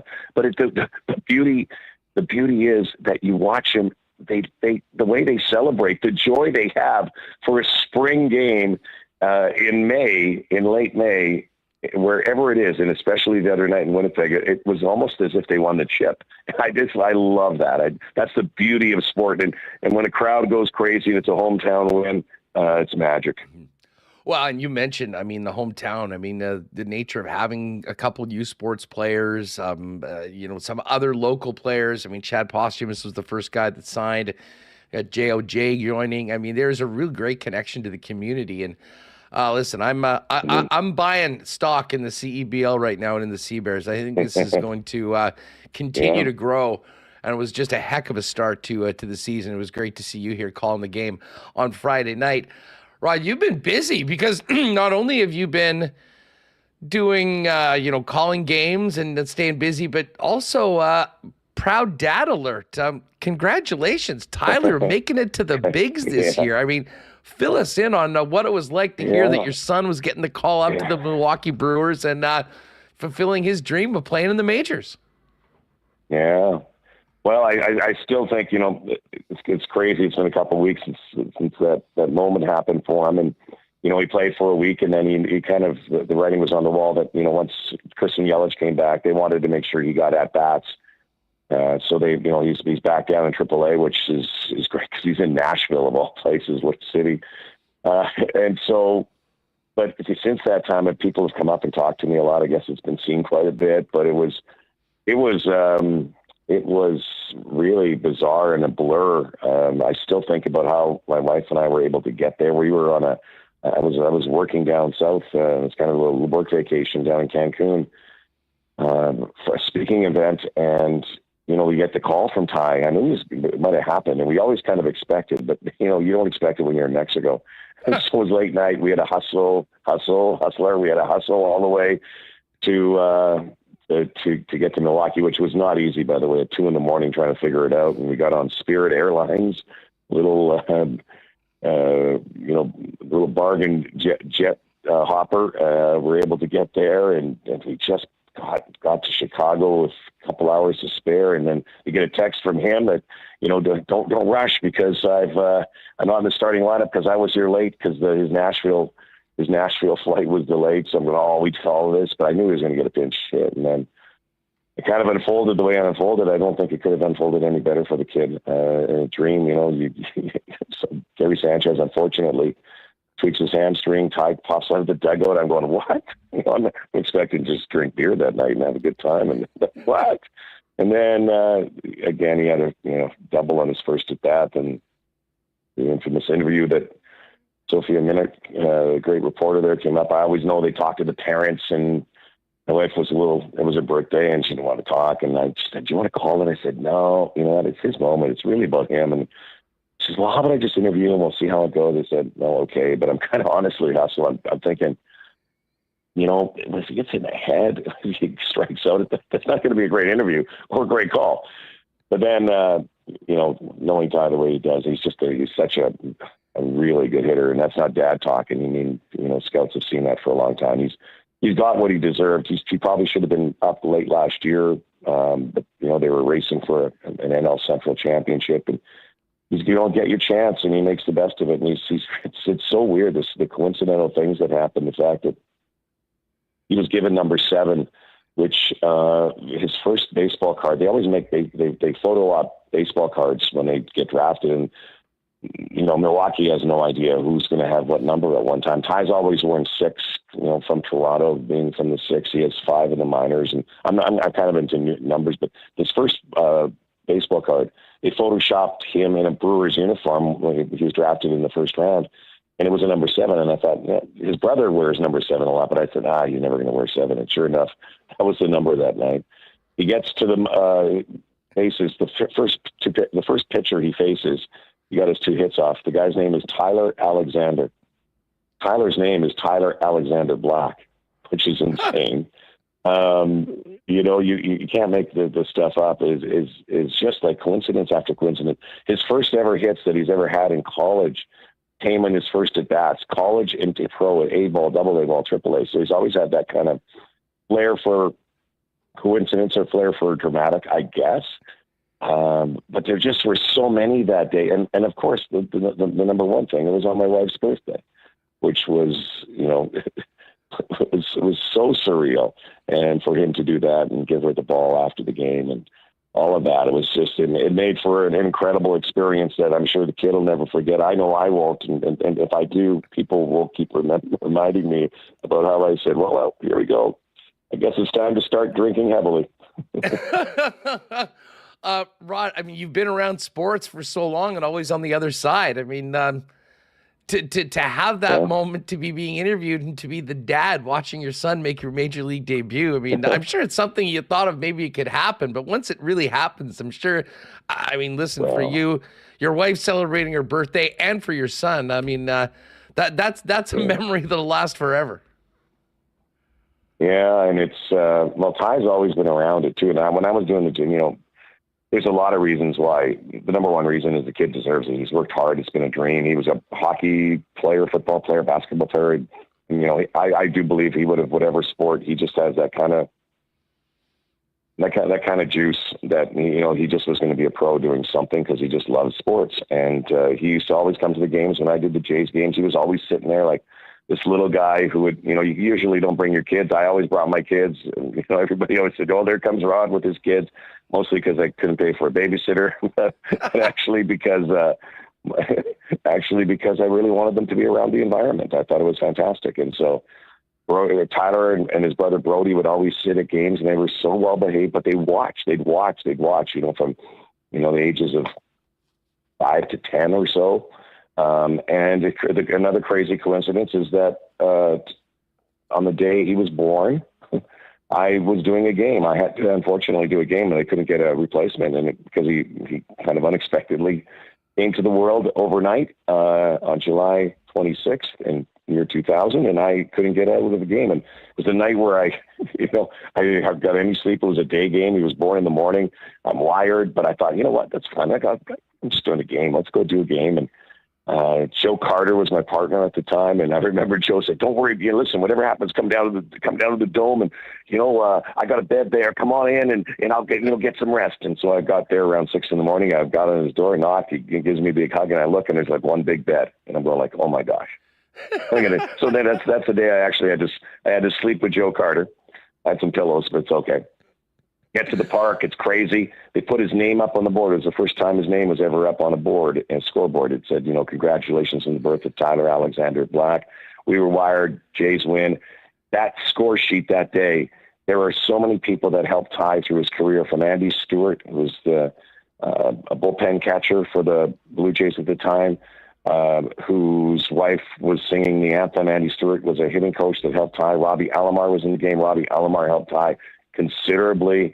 Paul Spaljerek, who became great friends. Again, the names are incredible. So I kept that, and I gave that to Tyler on his 18th birthday, the score sheet. Everybody had signed it. And so, you look back on it, and then 18 years to that day, 18 years to the day, Ty was just about to go to college.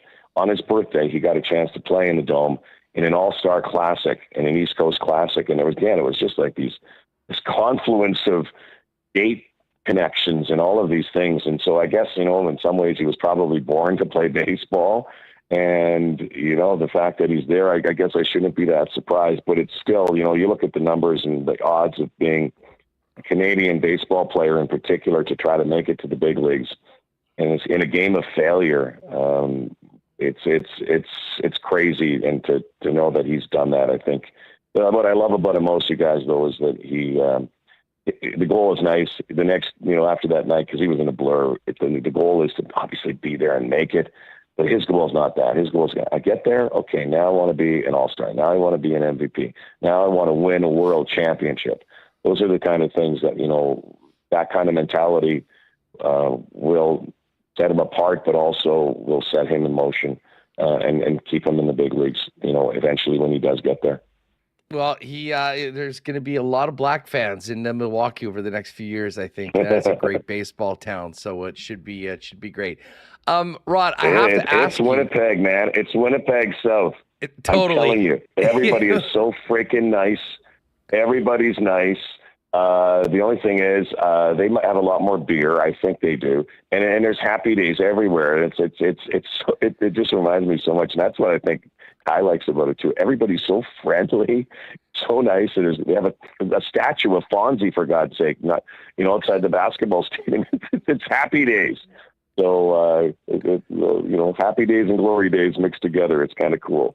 I've had some good times down in Milwaukee, and I'll be looking forward to hopefully getting down there at some point in the future and seeing Tyler play. Rod Black's with us on Winnipeg Sports Talk.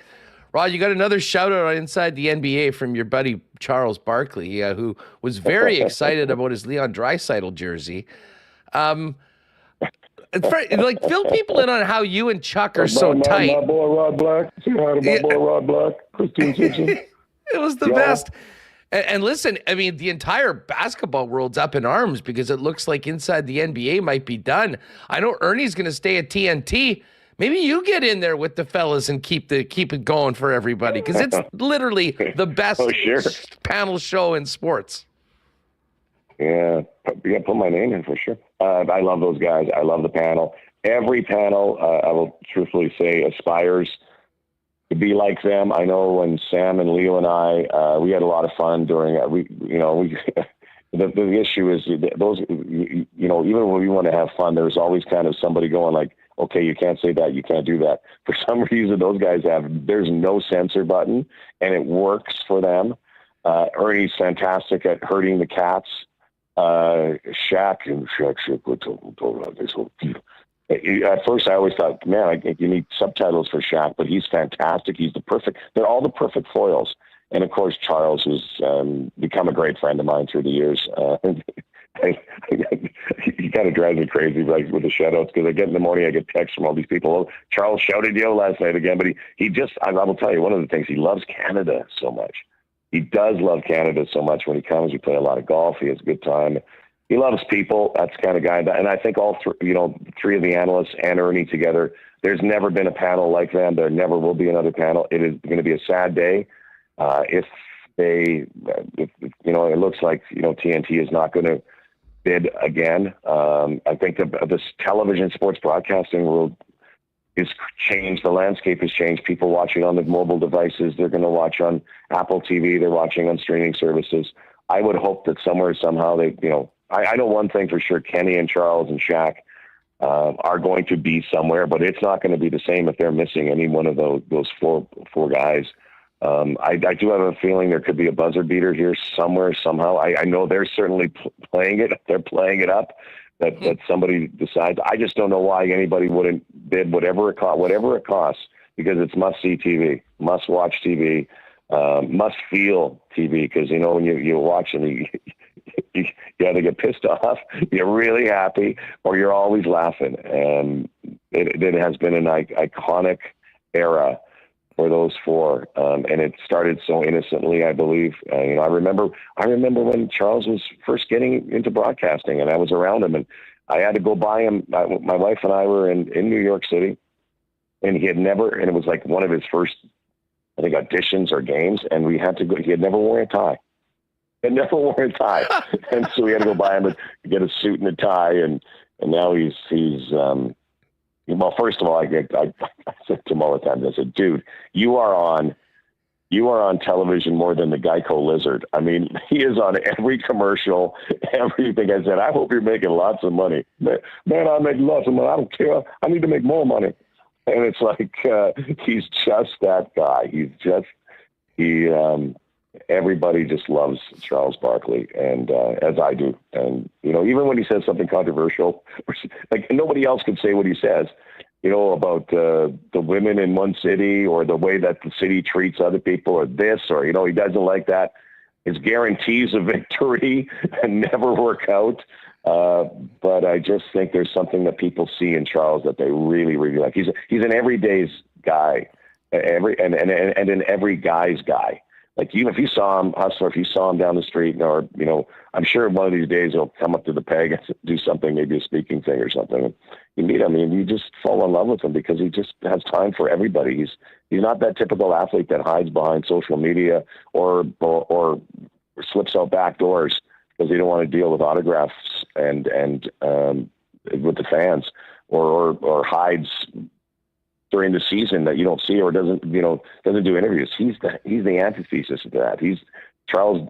Everybody loves him, and everybody takes a selfie, and he obliges everyone. So it would be sad if this is in fact the end of it. But I've got my fingers crossed and my toes crossed that something comes to fruition. You are not the only one, and listen, he is the realist, and everyone loves him for it. Hey, Rod, before we go, big news here in the Peg yesterday with the Jets announcing Scott Arniel is the new head coach. How about that for full circle? I mean, I'm sure you remember Scott coming in, albeit in the shadow of Dale Hawerchuk, but back in '81 when you were cutting your teeth as a young pup here in Winnipeg. Yeah. I mean, I was just thinking about it yesterday. I got to reach out to Scott. I haven't seen him in a few years, but I've kind of crossed paths, and I've followed his career coaching, and and Rick Bowness too. I mean, I did the same. Rick, you're getting old when I covered Rick Bowness as a player. And I just loved it. I just want to say one thing. Rick Bowness is one of the greatest people I've ever met in sport, and everybody in Winnipeg knows that. Everybody's seen it. He's a great coach. I'm really happy that he's, I'm sad for the hockey that we're going to miss him, but I'm really happy for him that, he's just kind of, spend some time with his family, which is important. But Scotty goes, we go back. My rookie year was Dale Hawerchuk's rookie year and Scott Arniel's rookie year. I know they had come off of a World Junior Hockey Championship in Rochester. Got to know those guys really well. Those were the days too that, when you were a broadcaster, you were kind of part of the team, even though you had to be objective. And I told it like it is. I mean, if they suck, they suck. If they're great, they're great. And everybody had such respect for one another. I mean, we used to travel. When we traveled commercially. Imagine that. On, jet planes. And Randy Carlisle, I remember when he was there, and if you had a tie, you cut it. But I got to be great friends with Dale for sure. Rest his soul. And that every time I go to Winnipeg, I go by that statue and have a little smile and a prayer for Dale, because that statue is beautiful. But I got to know Scott too, and Scotty Arniel was a really good winger for Dale Hawerchuk. I mean, they played a lot together. I know that Paul McLean and Brian Mullen played a lot as well, but Arniel was really gritty two-way player, number 11, and just a nice guy, really nice guy off it. Then I wasn't surprised when he got into coaching, and because he just had that mind, that mentality. He was a thinking guy's player. I've always wondered, here's my thing. I always wondered why, when Dale was alive and he was just climbing the ranks, I honestly thought Dale Hawerchuk eventually would have been a great coach for the Winnipeg Jets, especially when they were going through a litany of coaches. And I do think that, Dale would have been a great coach at the highest level. And I honestly thought the same thing about Scotty. And, he's had a dalliance a couple times, but this one I think is he's so committed, and it's special to him. And the fact that, again, I didn't see the whole press conference, but I'm sure he had something to say about Dale. These guys who are from, Eastern Canada, most of the players who came to Winnipeg to play for the Jets, Hustler, one thing that they all did is they all loved Winnipeg, and they all came back. Dale always came back when he did his events, his tournaments, whoever it is, they always come back, and Winnipeg was like a second home. So I hope he has success. They got a good team in Winnipeg. I know there's disappointment there, but here's the other thing: is we're finding out quickly in the NHL playoffs, everybody's a good team. Everybody's a good team. So you got to have something, a little extra. You got to have a little extra, and maybe that little extra could come from Scott Arniel. So I wish Scotty the best. I think he's a really good hire, especially when after a time that they just had where I honestly thought the Jets could have taken a run at the cup. Rod, this has been so much fun having you on the program. All the best to you and the Black family. We'll be pulling for Tyler, and hopefully we'll see you here in the Peg for some Sea Bears. There, buddy. I'm getting tickets. If he gets up, we'll have some adult beverages, and we'll be wearing those jerseys. And I'm hoping, fingers crossed on him too. I mean, one of the things about baseball, there's no guarantees, and you never know what can happen with injuries and everything. But Let's do it. Let's get down there. Let's go down to the land of Richie Cunningham and throw some good old-fashioned Winnipeg at Wisconsin. You know what? Hey, we'll get a table at Kelly's Bleachers before the game. They've got a nice little shuttle that brings us over to the ballpark, and then we can see Bernie Brewer. The Fister for breakfast. Yeah, bro. Yeah. I love Bernie the Brewer, by the way. I love that mascot. Rod, awesome. You're the best. Thanks so much for doing this. Have a great one. Anytime, guys. Go Winnipeg. Go Bombers. Go this year. All right. Thanks to Rod Black for jumping on the show. That was fun to have him on. All right. We got to get to the Coolbet Lines and our picks for the track tonight. But I do want to hit you with a why not question of the day for Not Autocorp over at Waverly and McGillivray as we head into the lines. Because the Oilers, there's some panic setting in to Edmonton. I'm not sure that it's justified. Listen, they're playing a really good team. This series looks like it's going long. But why not question of the day today is, did Dallas break the Oilers last night? How much of a chance do you give the Oilers to getting back in this series and moving on to the Cup final after what happened last night? Let us know in the comments for the why not question of the day for Not Autocorp over at Waverly and McGillivray. What do you think about that, Remo? That was a devastating loss. You know, a funny story. So I'm at BP last night hosting this giveaway for the trip. And, you know, at the end of the first period, we gave away a few door prizes to people that were in attendance. And then, you know, I'm just doing a little, hey, it's great to have everyone here. Thank you all for showing up. I guess we'll see shortly whether the Dallas Stars decide to show up for this game because they didn't in the first period. It was 2-0 at that time. The next time the Oilers got a shot on net, it was 3-2 Dallas. I mean, completely flipping the game from an underwhelming first period to a dominant second. Yeah, I don't know what it is with Edmonton, Huss. They get out to these leads, and you saw this in the Vancouver series where, you know, they slowly blow it and eventually allow a late third period goal. Not great. I think Rupe Hintz coming back, absolutely massive, as you were talking with Jason earlier. That could flip the series on its head there. And he was kind of had a slow playoffs in terms of generating points, but I think Edmonton has some concerns on defense, and they have concerns on goaltending. And can McDavid and Draisaitl outscore those concerns? But Dallas, I mean, they're tough to contain. They've got multiple lines that can score. We saw Wyatt Johnson yesterday. We saw Jason Robertson with the hat trick. They're a very good, very deep team on forward and defense. They have the goaltending. I was starting to believe Edmonton that, you know, McDavid and Draisaitl and Bouchard could carry them, Hyman as well, Nuge. They just don't have a lot after that. Like, where's Warren Foegele been? You know, Adam Henrique stepped up yesterday with, you know, coming back and scoring, but I don't know, Huss. I think in the playoffs here, you do get so high and so low after each win and loss. I mean, they could come back and tie it up next game and you forget that, but Dallas, I mean, they won every road game in Colorado, which was supposed to be such a tough place to play. So I'm on Dallas here, but I mean, Edmonton can flip it if they win next game.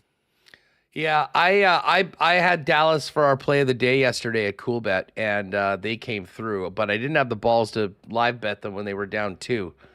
If you're wondering, like the series price right now, if you do have faith in the Oilers, this is probably the time to jump in. Plus 210 on the series. Dallas is minus 263. I think if Oilers can win game 4, I mean, everything's on the table. They played very well. They probably should have won the first 2 games in Dallas. I just think that with the return of Hintz, this is sort of, I think there were some real missed opportunities for the Oilers earlier in this series to be in a much better situation than they are in right now. As far as tonight goes, the Rangers can go up 3-1 if they can beat the Panthers. I think that the Panthers are going to bring their best tonight. Panthers minus 167 on the money line. The Rangers plus 141 on the money line. And that series right now has the Rangers as a minus 156 favorite and the Panthers plus 130. If you like the Panthers to win tonight and win the series, you're probably best off jumping on that plus 130 right now for the series prices. Tomorrow's game, Oilers minus 135, Dallas Stars plus 115. There is an NBA game tonight. T-Wolves and the Mavs. Mavs up 3-0. Celtics swept the Pacers yesterday. How about this, Remis? If Dallas wins and they're a minus 120 favorite tonight at Coolbet, Minnesota plus 102, the finals will be set and there will be 8 days off before the series kicks off on the 6th of June. The 6th of June? Sorry, Yeah. I was working on something else back here. What's going on? If the Mavs win tonight, Yes. there will be 8 days off. Yeah, that's too many. For actually 9, I guess, because today's Tuesday. That's crazy. And it'll be, a week Thursday when the series starts. There's been a lot of lopsided series so far. Pacers done, Celtics getting ready for the finals. And again, Dallas right now, minus 120. If you like Dallas, we talked about this on the Lock Shop today. If you like Dallas to win the NBA Finals, you can get them at plus 185 to win the Larry OB today.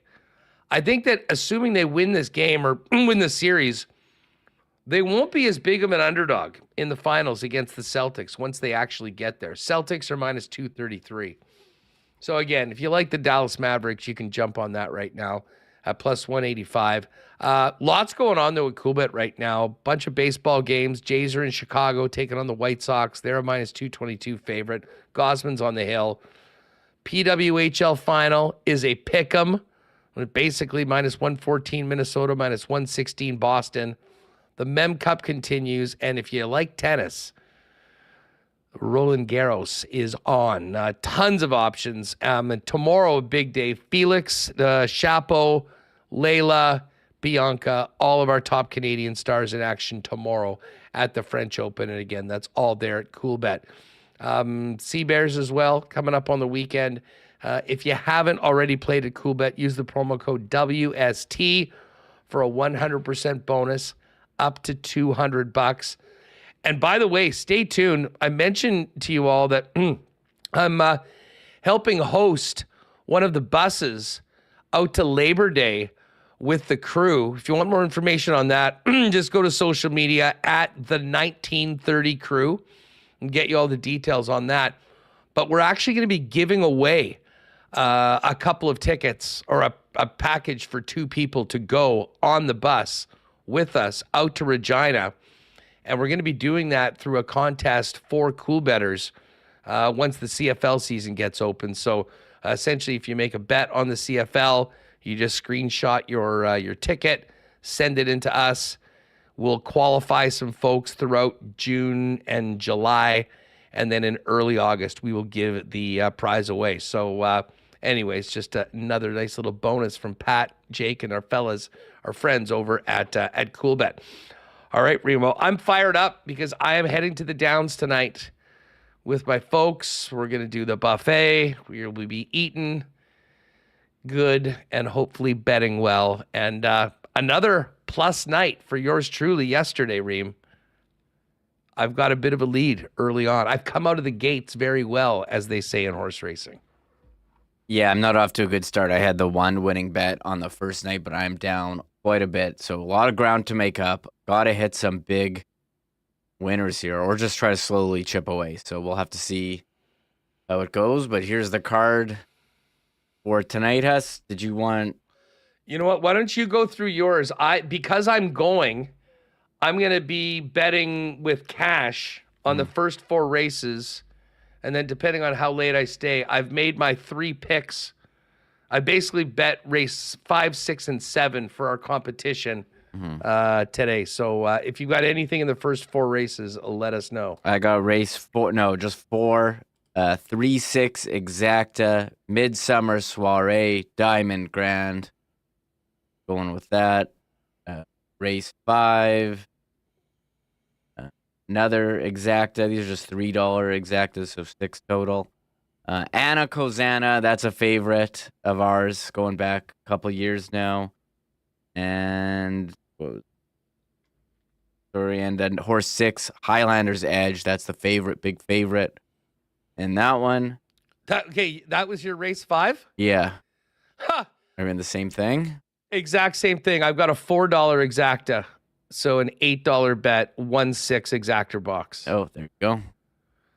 So well, hopefully we both win in that one. And then race number 6, two like big fields for race 6 and 7. This is going to be great. I am on a 3-4-7 triactor box.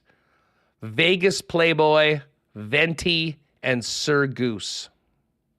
I'm just going with the pick to win on race 6, horse 1, long shot. I love my life. Just put $2 on that because I'm just feeling great all the time, Huss. So I love my life. Feels like a good one. It's really spoke to me when I was looking through the program. It reminds me of, what is that LeBron James meme where he's in the pool and he's like, can't believe this is my life. I love my life. LeBron does. We love it. I love race 7. There is it's 13. Crazy. Oh, race 7. we just have had a scratch, but still 12 horses. 12 horses in this one.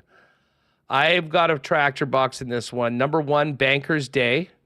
Okay. Number 8, Dancing in the Creek. Those are sort of the 2 favorites. Yeah. And there's no way I couldn't include a horse named Pickin' Riffs.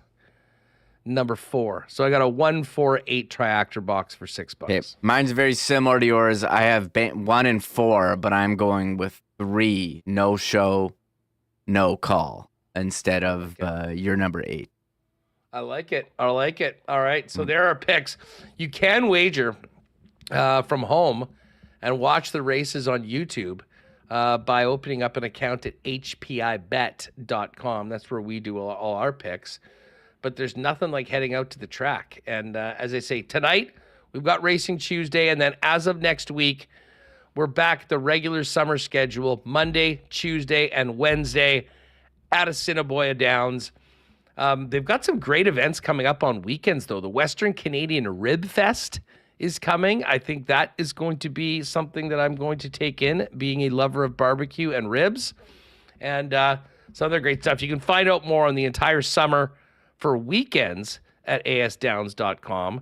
And, of course, if you do want to make a reservation in the clubhouse, give them a call, 885-3000, for any night for live racing. And, yeah, it should be fun. It's pretty nice outside. It looks like it's getting a little nicer. Should be a great night to get out to the track. And I'm counting down the days, Reem, that we get out to the ballpark, too. That is going to be a heck of a lot of fun on June 18th. And again, if you popped in late and you haven't already, link in the description or at winnipegsportstalk.com. Click the Gold Eyes link and make sure you get your tickets for the WST patio party on the new patio section just underneath Craft Beer Corner. It's going to be a heck of a lot of fun. Yeah, and the tickets are selling. We've sold almost 3/4 of our allotment there for that patio. So if you're thinking about it, I see people trickling in over the weekend. A lot of people buying the first day they went on sale. Still plenty available, but they're going slow, and we've got a little less than a month, probably 3 weeks until that event. Looking forward to seeing everyone there. A lot of familiar faces I see, purchasing tickets to that. That's going to be great. Yeah, it's going to be a real fun WST event. We had such a great time last year out at the Gold Eyes, and now with this new area to set things up and host everybody, it's going to be even better. So June 18th, mark it off, grab your tickets, and we will see you there. That is going to do it for us. Is Ken coming on tomorrow? Ken confirmed for tomorrow. He said tomorrow worked best for him. So when we make the schedule, Ken, what works for you? When are you golfing, Ken? When is the tour? What are your tee times? Yes. But Ken's going to come on tomorrow, and Paulie Edmonds. Looking forward to having Paul on. Talk a little bit about the off-season, the hiring of Scott Arniel, and look ahead to this next month, a very busy and important month for the Winnipeg Jets. Yes, 100%. So we got assistant coach watch. Times 2. So that's like 2. Those are 2 big shows. Double assistant coach watch. I'm pumped to find out who it's going to be. Maybe we can even get him on the show. It was so nice that Scott Arniel took the time yesterday to join us and a number of other shows. And RFA watch. When are those? I don't think we have any arbitration dates set this year, so it could go on for a while. As we could be on RFA watch for a long time. And UFA watch July 1, Dillon, DeMello, Monahan, Toffoli as well. As he was on the Jets. UFA. That's right. He is a Winnipeg Jet right now, technically. Technically. Probably long gone, though. And then, of course, we're going to be down in Vegas broadcasting on Wednesday, Thursday, and Friday with regular times, and probably cranking out some more content from the draft on Saturday.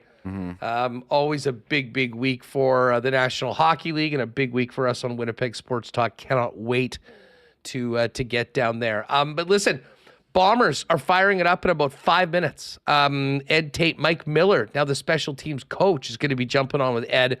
So if you want some more Bomber content, just stay right here. We're going to kick it over to the Bomber channel on YouTube.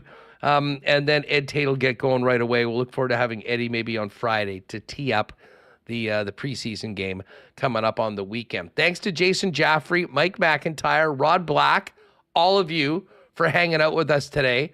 And make sure to join us tomorrow. More on the Winnipeg Jets coaching hire, the double assistant coach watch, and a look ahead over the course of this next month to the draft and free agency. Paul Edmonds, Ken Wiebe, and much more coming up tomorrow. Hopefully check into the Bombers as well with Derek Taylor.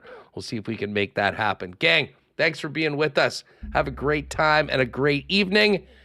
And we'll see you tomorrow, 1 o'clock, live on YouTube, right here on WST. Oh, my God! Oh! Shut it down! Let's go home! Thanks for tuning in to Winnipeg Sports Talk Daily. Make sure to subscribe on YouTube and your favorite podcast feed at winnipegsportstalk.com.